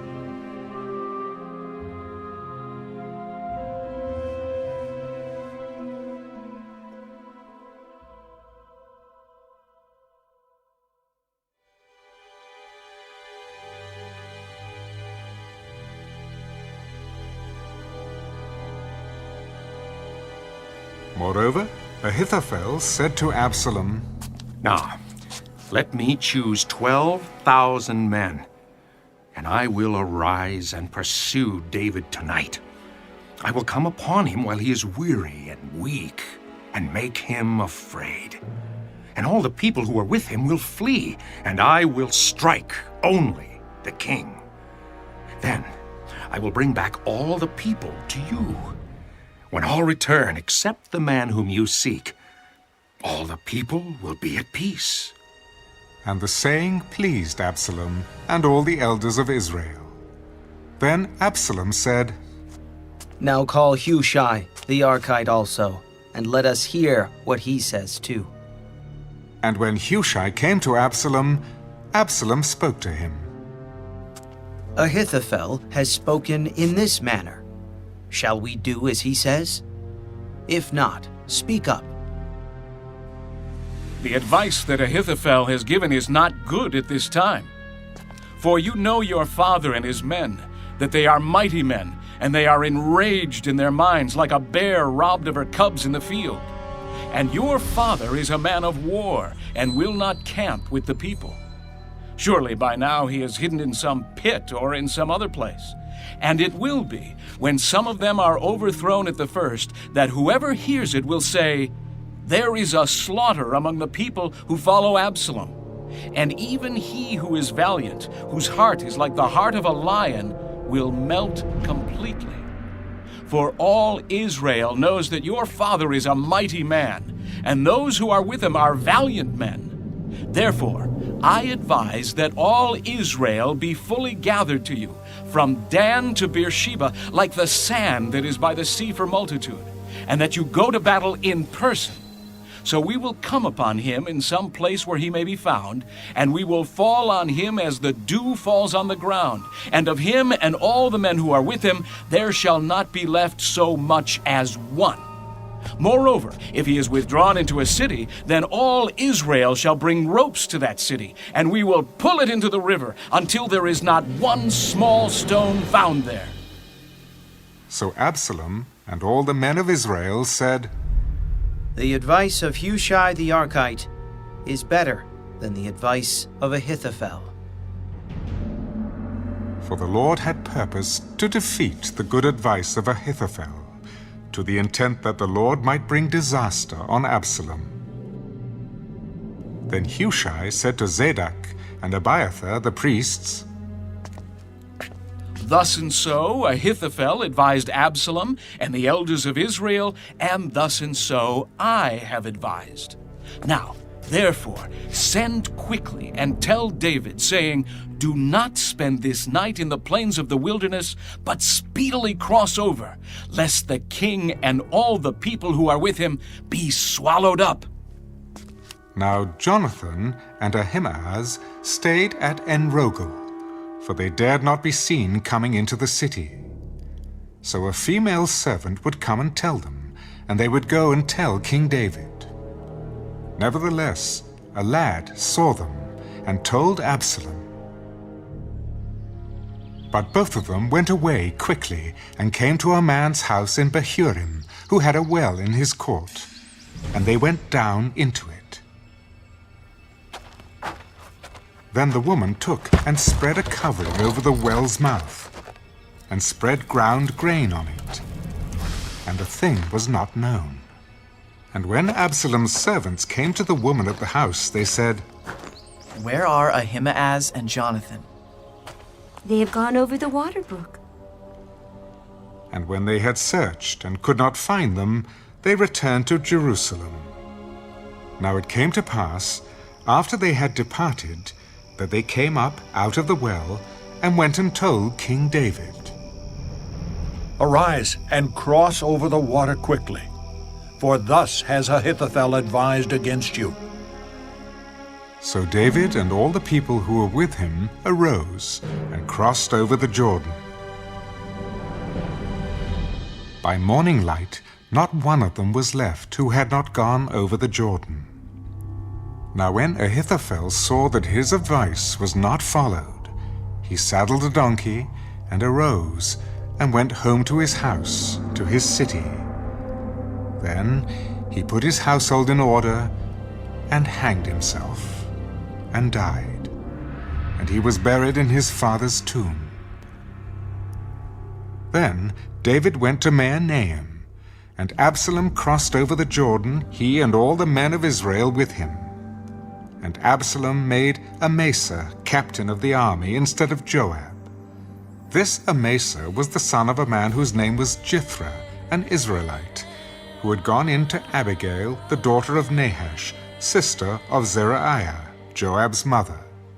So Israel and Absalom encamped in the land of Gilead.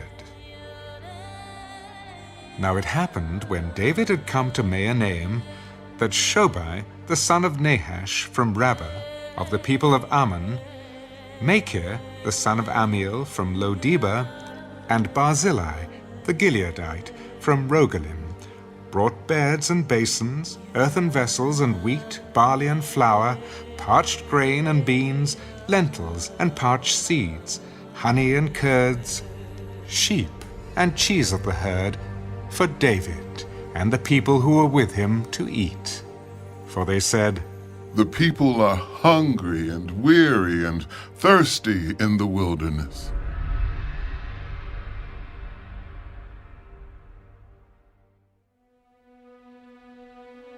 And David numbered the people who were with him, and set captains of thousands and captains of hundreds over them.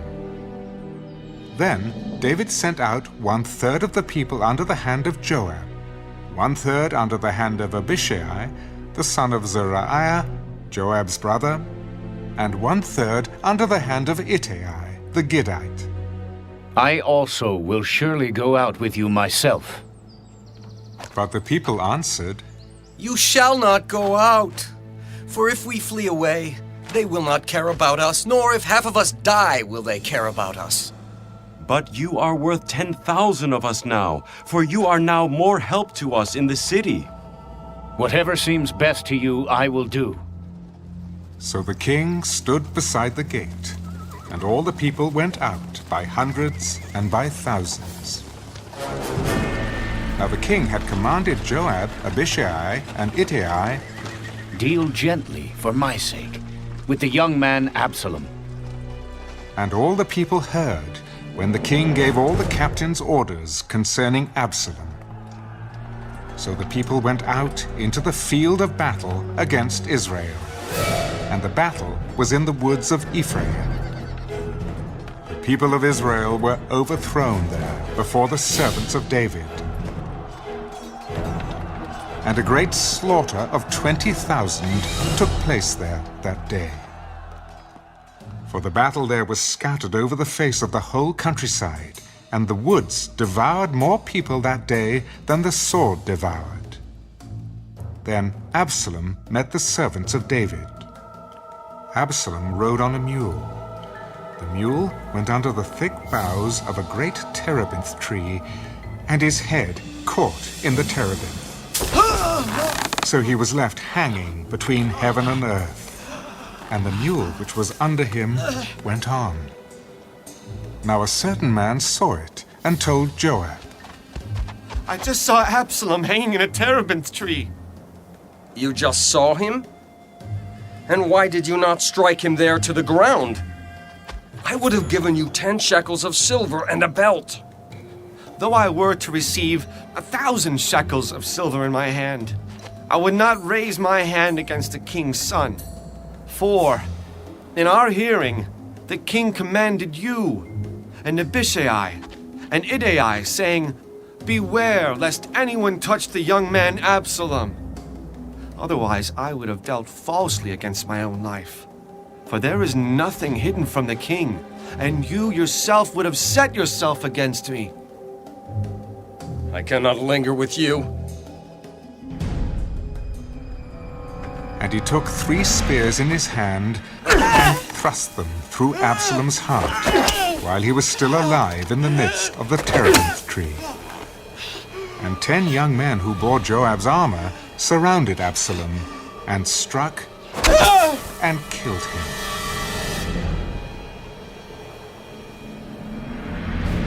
So Joab blew the trumpet, and the people returned from pursuing Israel.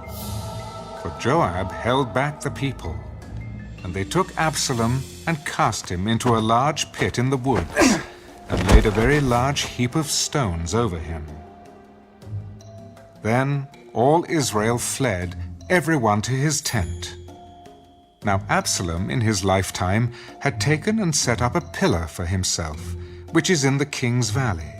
For he said, I have no son to keep my name in remembrance. He called the pillar after his own name, and to this day it is called Absalom's monument. Then Ahimaaz, the son of Zadok, said, Let me run now and take the news to the king, how the Lord has avenged him of his enemies. And Joab said to him, You shall not take the news this day, for you shall take the news another day. But today you shall take no news, because the king's son is dead. Then Joab said to the Cushite, Go, tell the king what you have seen. So the Cushite bowed himself to Joab and ran. And Ahimaaz, the son of Zadok, said again to Joab, But whatever happens, please let me also run after the Cushite. Why will you run, my son, since you have no news ready? But whatever happens, let me run. Run. Then Ahimaaz ran by way of the plain and outran the Cushite. Now David was sitting between the 2 gates. And the watchman went up to the roof over the gate, to the wall, lifted his eyes and looked, and there was a man running alone. Then the watchman cried out and told the king. And the king said, If he is alone, there is news in his mouth. And he came rapidly and drew near. Then the watchman saw another man running, and the watchman called to the gatekeeper and said, There is another man running alone. He also brings news. I think the running of the first is like the running of Ahimaaz, the son of Zadok. He is a good man and comes with good news. So Ahimaaz called out and said to the king, All is well! Then he bowed down with his face to the earth before the king. Blessed be the Lord your God, who has delivered up the men who raised their hand against my lord the king. Is the young man Absalom safe?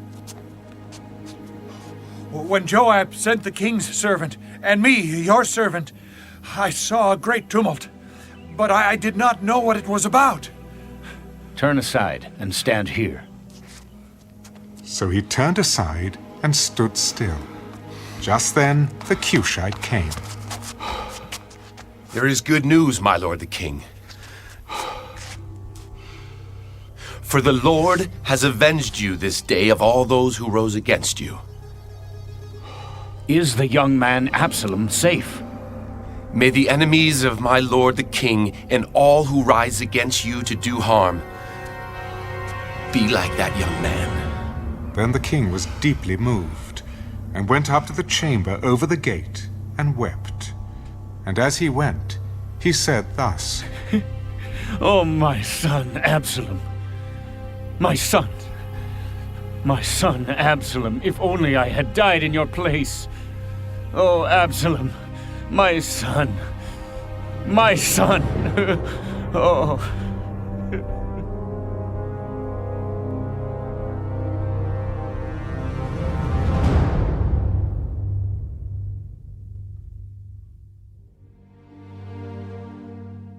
And Joab was told, Behold, the king is weeping and mourning for Absalom. So the victory that day was turned into mourning for all the people. For the people heard it said that day, The king is grieved for his son. and the people stole back into the city that day, as people who are ashamed steal away when they flee in battle. But the king covered his face, and the king cried out with a loud voice, Oh, my son Absalom! Oh, Absalom, my son! My son! Then Joab came into the house to the king. Today, you have disgraced all your servants, who today have saved your life, the lives of your sons and daughters, the lives of your wives, and the lives of your concubines, in that you love your enemies and hate your friends. For you have declared today that you regard neither princes nor servants. For today I perceive that if Absalom had lived, and all of us had died today, then it would have pleased you well. Now, therefore, arise. Go out and speak comfort to your servants. For I swear by the Lord, if you do not go out, not one will stay with you this night. And that will be worse for you than all the evil that has befallen you from your youth until now. Then the king arose and sat in the gate. And they told all the people, There is the king, sitting in the gate. So all the people came before the king, for every one of Israel had fled to his tent. Now all the people were in a dispute throughout all the tribes of Israel. The king saved us from the hand of our enemies. He delivered us from the hand of the Philistines. And now he has fled from the land because of Absalom. But Absalom, whom we anointed over us, has died in battle. Now therefore, why do you say nothing about bringing back the king? So King David sent to Zadok and Abiathar the priests. Speak to the elders of Judah, saying, Why are you the last to bring the king back to his house, since the words of all Israel have come to the king, to his very house? You are my brethren. You are my bone and my flesh. Why, then, are you the last to bring back the king? And say to Amasa, Are you not my bone and my flesh? God, do so to me, and more also, if you are not commander of the army before me continually in place of Joab. So he swayed the hearts of all the men of Judah, just as the heart of one man, so that they sent this word to the king. Return, you and all your servants. Then the king returned, and came to the Jordan. And Judah came to Gilgal to go to meet the king, to escort the king across the Jordan. And Shimei, the son of Gera, a Benjamite, who was from Behurim, hurried and came down with the men of Judah to meet King David. There were 1,000 men of Benjamin with him, and Ziba, the servant of the house of Saul, and his 15 sons and his 20 servants with him. And they went over the Jordan before the king. Then a ferry boat went across to carry over the king's household, and to do what he thought good. Now Shimei, the son of Gera, fell down before the king when he had crossed the Jordan. Do not let my lord impute iniquity to me, or remember what wrong your servant did on the day that my lord the king left Jerusalem, that the king should take it to heart. For I, your servant, know that I have sinned. Therefore, here I am, the first to come today of all the house of Joseph to go down to meet my lord the king. But Abishai, the son of Zeruiah, answered, Shall not Shimei be put to death for this, because he cursed the Lord's anointed? And David said, What have I to do with you, you sons of Zeruiah, that you should be adversaries to me today? Shall any man be put to death today in Israel? For do I not know that today I am king over Israel? Therefore the king said to Shimei, You shall not die. And the king swore to him. Now Mephibosheth, the son of Saul, came down to meet the king. And he had not cared for his feet, nor trimmed his mustache, nor washed his clothes from the day the king departed until the day he returned in peace. So it was, when he had come to Jerusalem to meet the king, that the king said to him, Why did you not go with me, Mephibosheth? My lord, O king, my servant deceived me. For your servant said, I will saddle a donkey for myself, that I may ride on it and go to the king, because your servant is lame. And he has slandered your servant to my lord the king. But my lord the king is like the angel of God. Therefore do what is good in your eyes. For all my father's house were but dead men before my lord the king. Yet you set your servant among those who eat at your own table. Therefore, what right have I still to cry out any more to the king? Why do you speak any more of your matters? I have said you and Ziba divide the land. Rather, let him take it all, inasmuch as my lord the king has come back in peace to his own house. And Barzillai, the Gileadite, came down from Rogelim, and went across the Jordan with the king to escort him across the Jordan. Now Barzillai was a very aged man, 80 years old, and he had provided the king with supplies while he stayed at Mahanaim, for he was a very rich man. And the king said to Barzillai, Come across with me, and I will provide for you while you are with me in Jerusalem. How long have I to live, that I should go up with the king to Jerusalem? I am today 80 years old. Can I discern between the good and bad? Can your servant taste what I eat or what I drink? Can I hear any longer the voice of singing men and singing women? Why then should your servant be a further burden to my lord the king? Your servant will go a little way across the Jordan with the king, and why should the king repay me with such a reward?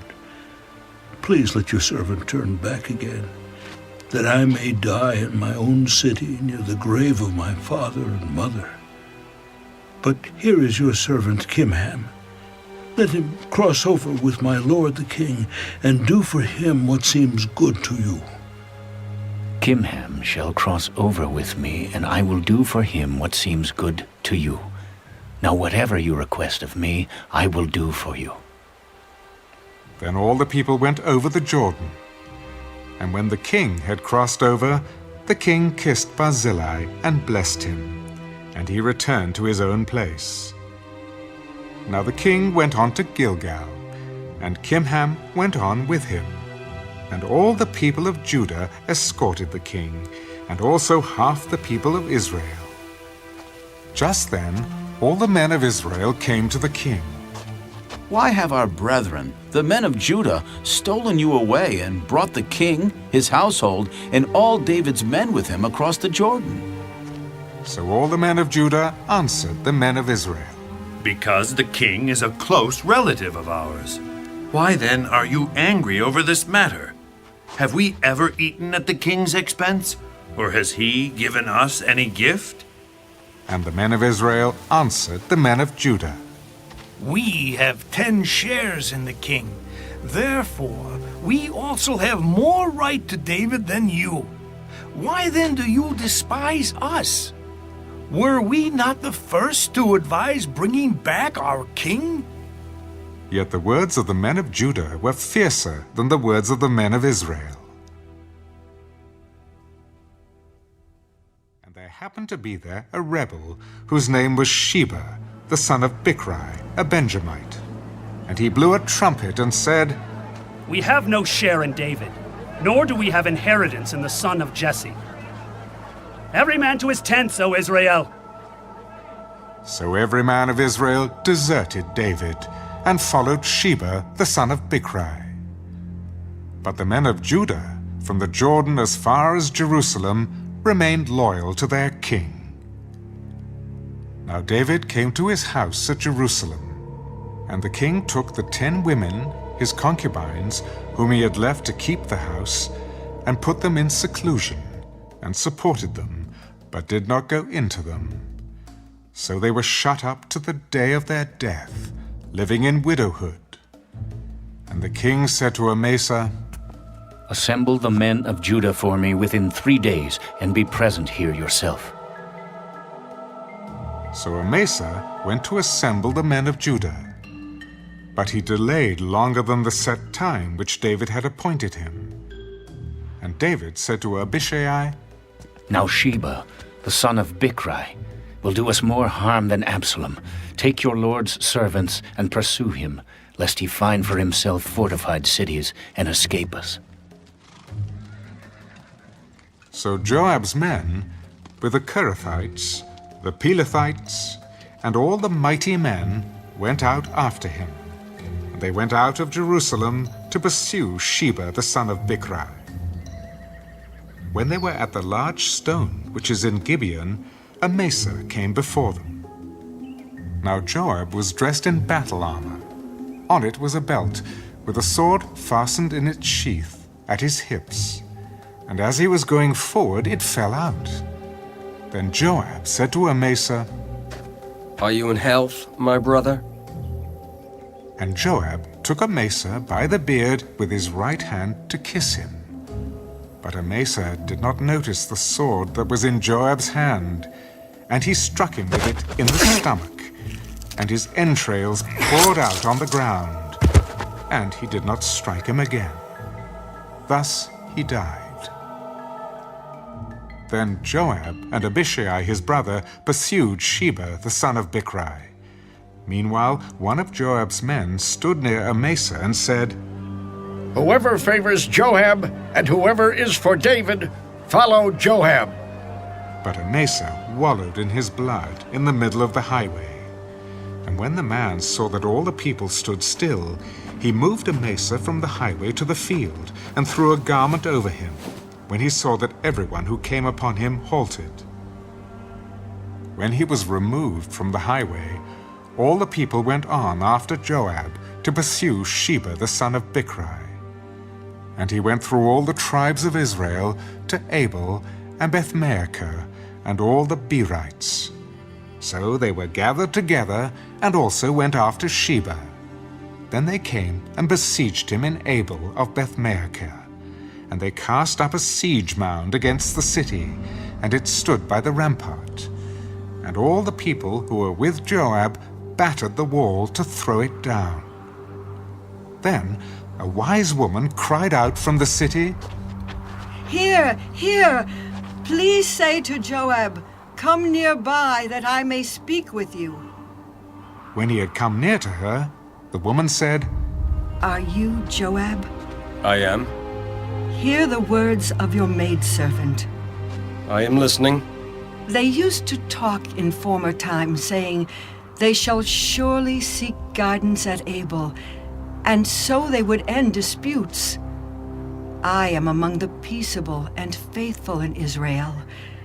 You seek to destroy a city and a mother in Israel. Why would you swallow up the inheritance of the Lord? Far be it from me that I should swallow up or destroy. That is not so.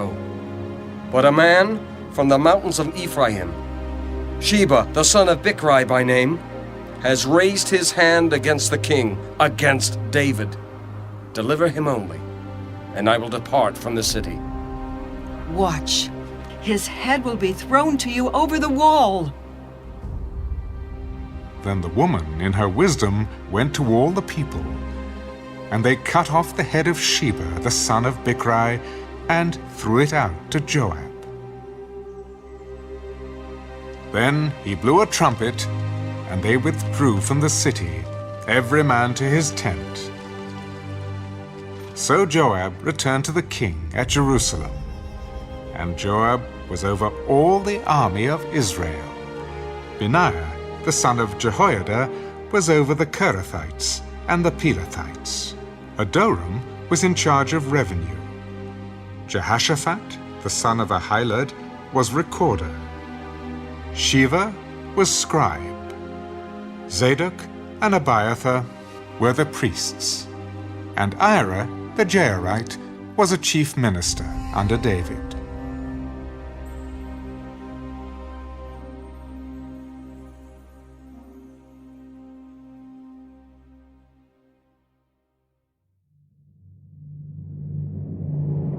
Now there was a famine in the days of David for 3 years, year after year. And David inquired of the Lord, and the Lord answered, "It is because of Saul and his bloodthirsty house, because he killed the Gibeonites." So the king called the Gibeonites and spoke to them. Now the Gibeonites were not of the children of Israel, but of the remnant of the Amorites. The children of Israel had sworn protection to them, but Saul had sought to kill them in his zeal for the children of Israel and Judah. Therefore David said to the Gibeonites, "What shall I do for you? And with what shall I make atonement, that you may bless the inheritance of the Lord?" We will have no silver or gold from Saul or from his house, nor shall you kill any man in Israel for us. Whatever you say, I will do for you.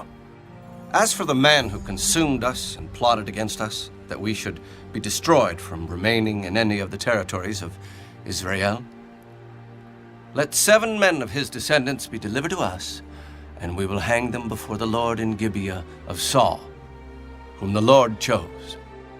I will give them. But the king spared Mephibosheth, the son of Jonathan, the son of Saul, because of the Lord's oath that was between them, between David and Jonathan, the son of Saul. So the king took Armoni and Mephibosheth, the 2 sons of Rizpah, the daughter of Ajah, whom she bore to Saul, and the 5 sons of Michal, the daughter of Saul, whom she brought up for Adriel, the son of Barzillai, the Meholethite. And he delivered them into the hands of the Gibeonites, and they hanged them on the hill before the Lord. So they fell, all 7 together, and were put to death in the days of harvest, in the first days, in the beginning of barley harvest. Now Rizpah, the daughter of Ajah, took sackcloth, and spread it for herself on the rock, from the beginning of harvest until the late rains poured on them from heaven. And she did not allow the birds of the air to rest on them by day, nor the beasts of the field by night. And David was told what Rizpah, the daughter of Ajah, the concubine of Saul, had done. Then David went and took the bones of Saul and the bones of Jonathan his son from the men of Jabesh Gilead, who had stolen them from the street of Bethshan, where the Philistines had hung them up, after the Philistines had struck down Saul in Gilboa. So he brought up the bones of Saul and the bones of Jonathan his son from there, and they gathered the bones of those who had been hanged. They buried the bones of Saul and Jonathan his son in the country of Benjamin in Zelah, in the tomb of Kish his father. So they performed all that the king commanded. And after that God heeded the prayer for the land. When the Philistines were at war again with Israel, David and his servants with him went down and fought against the Philistines. And David grew faint.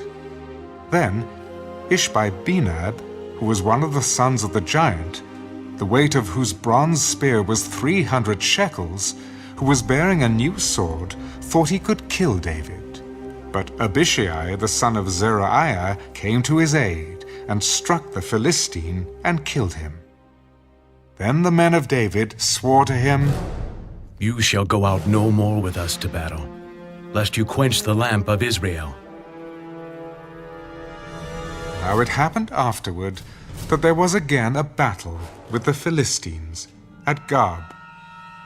Then Sibbecai the Hushathite killed Saph, who was one of the sons of the giant. Again there was war at Gob with the Philistines, where Elhanan, the son of Jair-Oregim, the Bethlehemite, killed the brother of Goliath, the Gittite, the shaft of whose spear was like a weaver's beam. Yet again there was war at Gath, where there was a man of great stature who had 6 fingers on each hand and 6 toes on each foot, 24 in number. And he also was born to the giant. So when he defied Israel, Jonathan, the son of Shimeah, David's brother, killed him. These 4 were born to the giant in Gath, and fell by the hand of David and by the hand of his servants.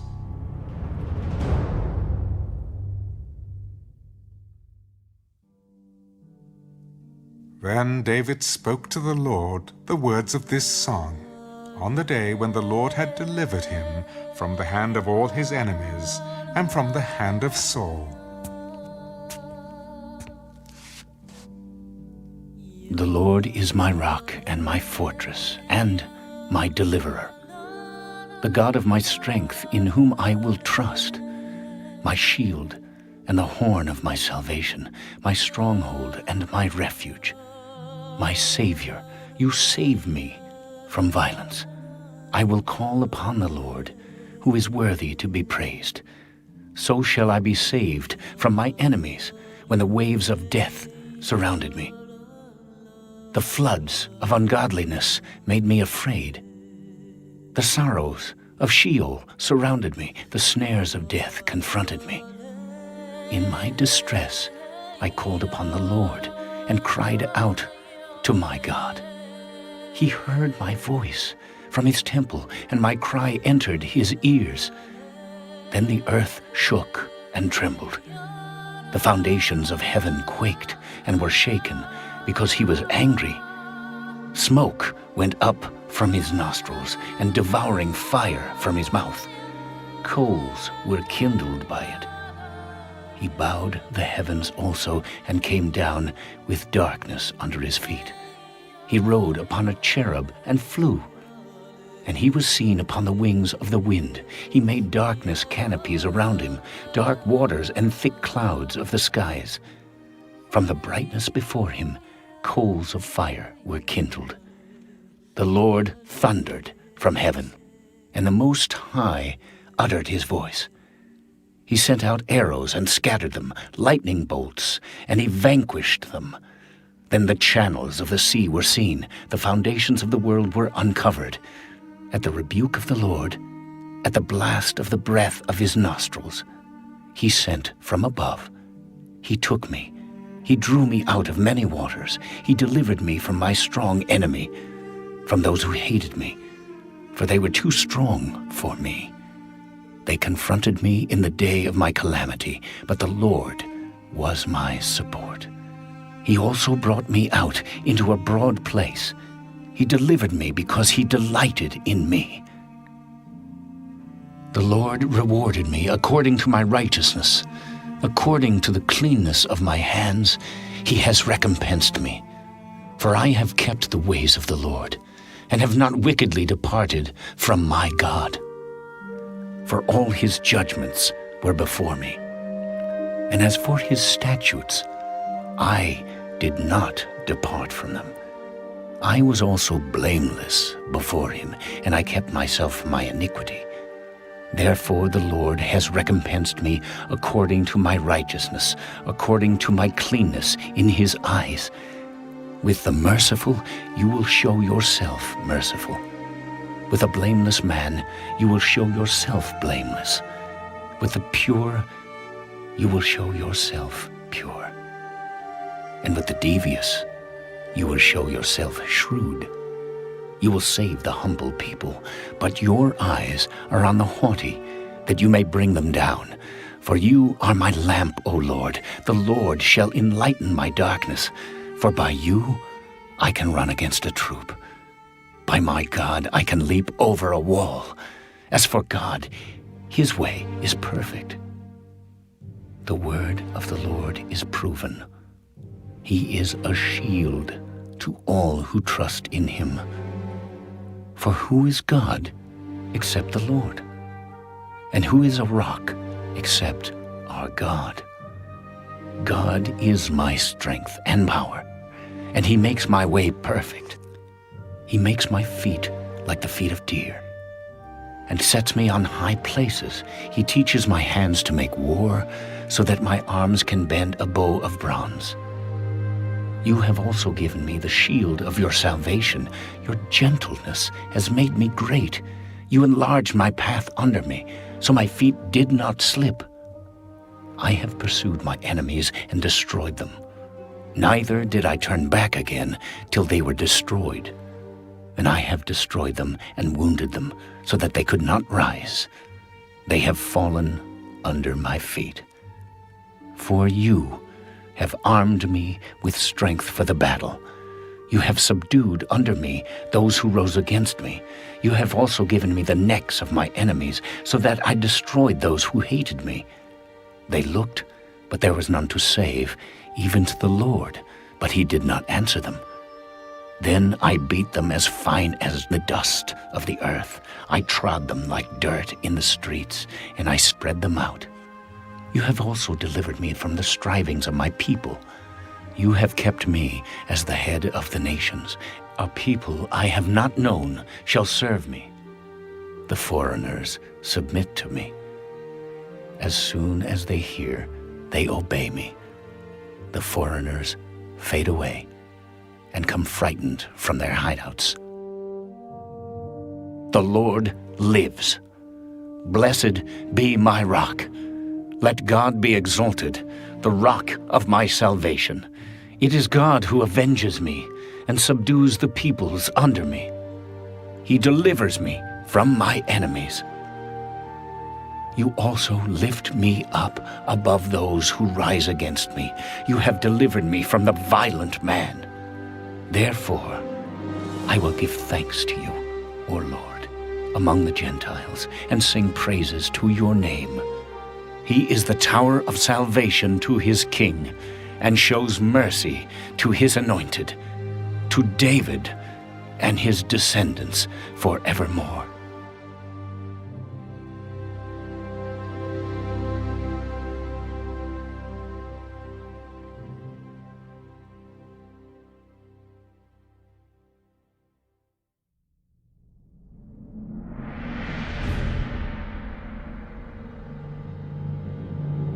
Now these are the last words of David.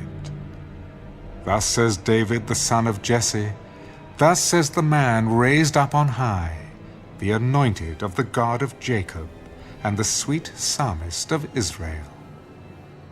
The Spirit of the Lord spoke by me, and his word was on my tongue. The God of Israel said, "The Rock of Israel spoke to me."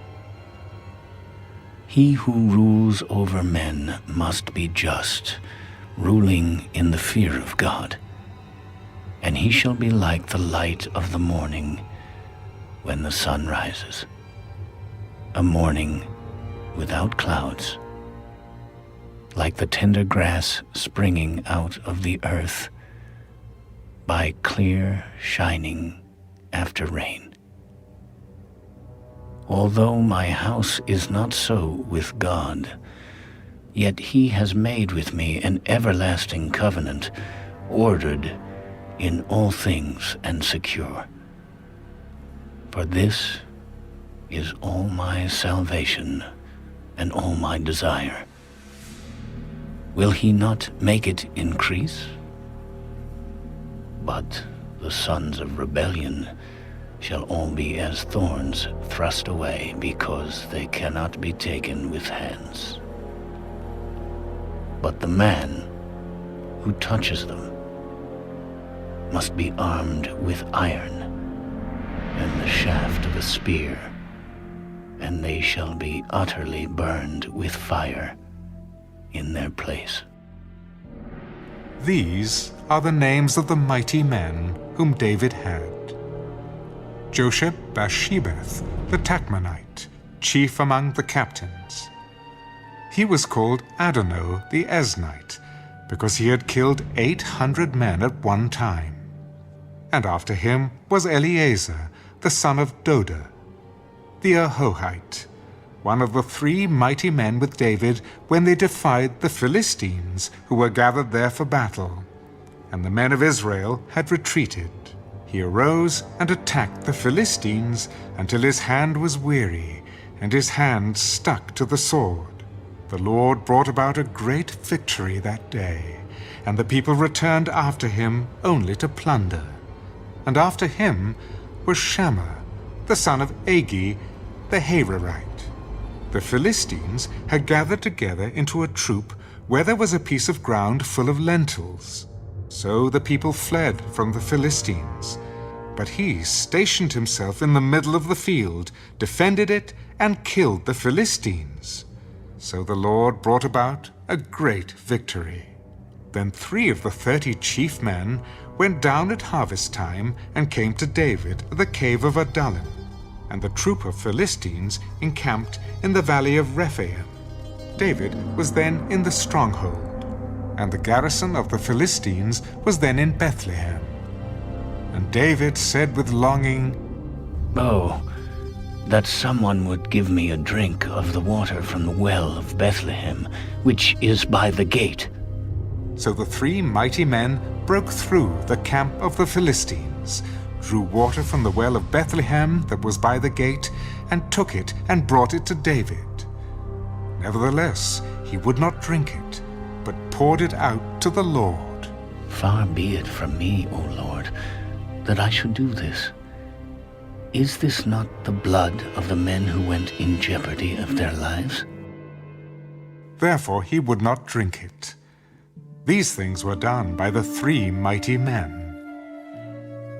Now Abishai, the brother of Joab, the son of Zeruiah, was chief of another 3. He lifted his spear against 300 men, killed them, and won a name among these 3. Was he not the most honored of 3? Therefore he became their captain. However, he did not attain to the first 3. Benaiah was the son of Jehoiada, the son of a valiant man from Kabzeel, who had done many deeds. He had killed 2 lion-like heroes of Moab. He also had gone down and killed a lion in the midst of a pit on a snowy day. And he killed an Egyptian, a spectacular man. The Egyptian had a spear in his hand, so he went down to him with a staff, wrested the spear out of the Egyptian's hand, and killed him with his own spear. These things Benaiah the son of Jehoiada did, and won a name among 3 mighty men. He was more honored than the 30, but he did not attain to the first 3, and David appointed him over his guard. Asahel, the brother of Joab, was one of the 30. Elhanan, the son of Doda of Bethlehem, Shammah the Harodite, Elika the Harodite, Helez the Paltite, Ira the son of Ikesh the Tekoite, Abiezer the Anathothite, Merbani the Hushathite, Zalman the Ahohite, Maharai the Netaphathite, Heleb the son of Baana the Netaphathite, Ittai the son of Ribai from Gibeah of the children of Benjamin, Benaiah a Pirathonite, Hiddai from the brooks of Gaash, Abi-Alman the Arbathite, Asmaveth the Bahumite, Eliahba the Shaalbanite of the sons of Jashan, Jonathan, Shammah the Hararite, Ahiam the son of Sherah the Hararite, Eliphalet the son of Ahasbai, the son of the Maacathite, Eliam the son of Ahithophel the Gilonite, Hezrai the Carmelite, Pearai the Arbite, Igel the son of Nathan of Zobah, Bani the Gadite, Zelek the Ammonite, Naharai the Beerothite, armor-bearer of Joab, the son of Zeruiah, Ira the Ithrite, Gareb the Ithrite, and Uriah the Hittite, 37 in all.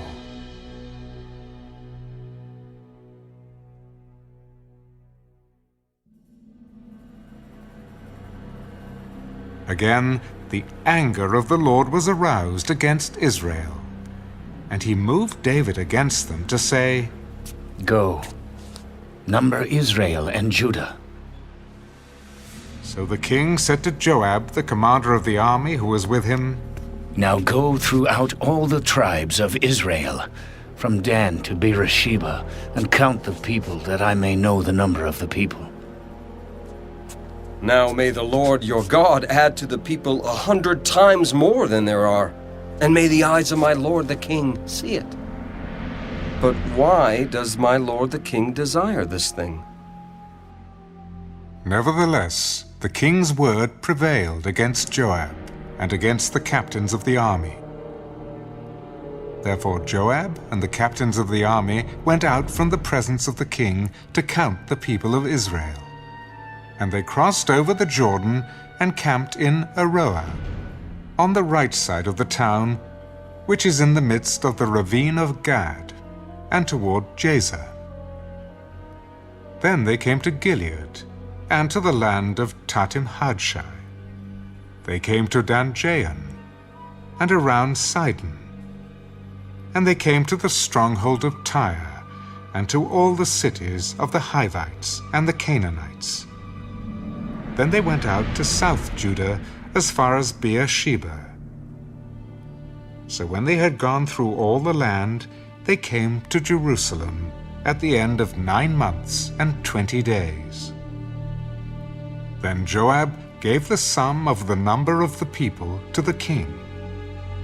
And there were in Israel 800,000 valiant men who drew the sword, and the men of Judah were 500,000 men. And David's heart condemned him after he had numbered the people. So David said to the Lord, I have sinned greatly in what I have done. But now I pray, O Lord, take away the iniquity of your servant, for I have done very foolishly. Now when David arose in the morning, the word of the Lord came to the prophet Gad, David's seer. Go and tell David, Thus says the Lord, I offer you 3 things. Choose one of them for yourself. that I may do it to you. So Gad came to David and told him, Shall 7 years of famine come to you in your land? Or shall you flee 3 months before your enemies while they pursue you? Or shall there be 3 days' plague in your land? Now consider, and see what answer I should take back to him who sent me.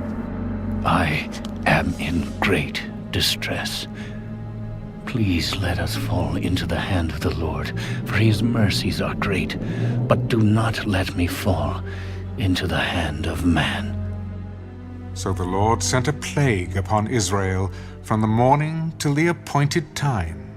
From Dan to Beersheba, 70,000 men of the people died. And when the angel stretched out his hand over Jerusalem to destroy it, the Lord relented from the destruction, and said to the angel who was destroying the people, It is enough. Now restrain your hand. And the angel of the Lord was by the threshing floor of Araunah the Jebusite. Then David spoke to the Lord when he saw the angel who was striking the people. Surely I have sinned, and I have done wickedly. But these sheep, what have they done? Let your hand, I pray, be against me and against my father's house. And Gad came that day to David and said to him, Go up, erect an altar to the Lord on the threshing floor of Araunah the Jebusite. So David, according to the word of Gad, went up as the Lord commanded. Now Araunah looked and saw the king and his servants coming toward him. So Araunah went out and bowed before the king with his face to the ground. Why has my lord the king come to his servant? To buy the threshing floor from you, to build an altar to the Lord, that the plague may be withdrawn from the people. Let my lord the king take and offer up whatever seems good to him. Look, here are oxen for burnt sacrifice, and threshing implements, and the yokes of the oxen for wood. All these, O king, Araunah has given to the king. May the Lord your God accept you. No, but I will surely buy it from you for a price. Nor will I offer burnt offerings to the Lord my God with that which costs me nothing. So David bought the threshing floor and the oxen for 50 shekels of silver. And David built there an altar to the Lord, and offered burnt offerings and peace offerings. So the Lord heeded the prayers for the land, and the plague was withdrawn from Israel.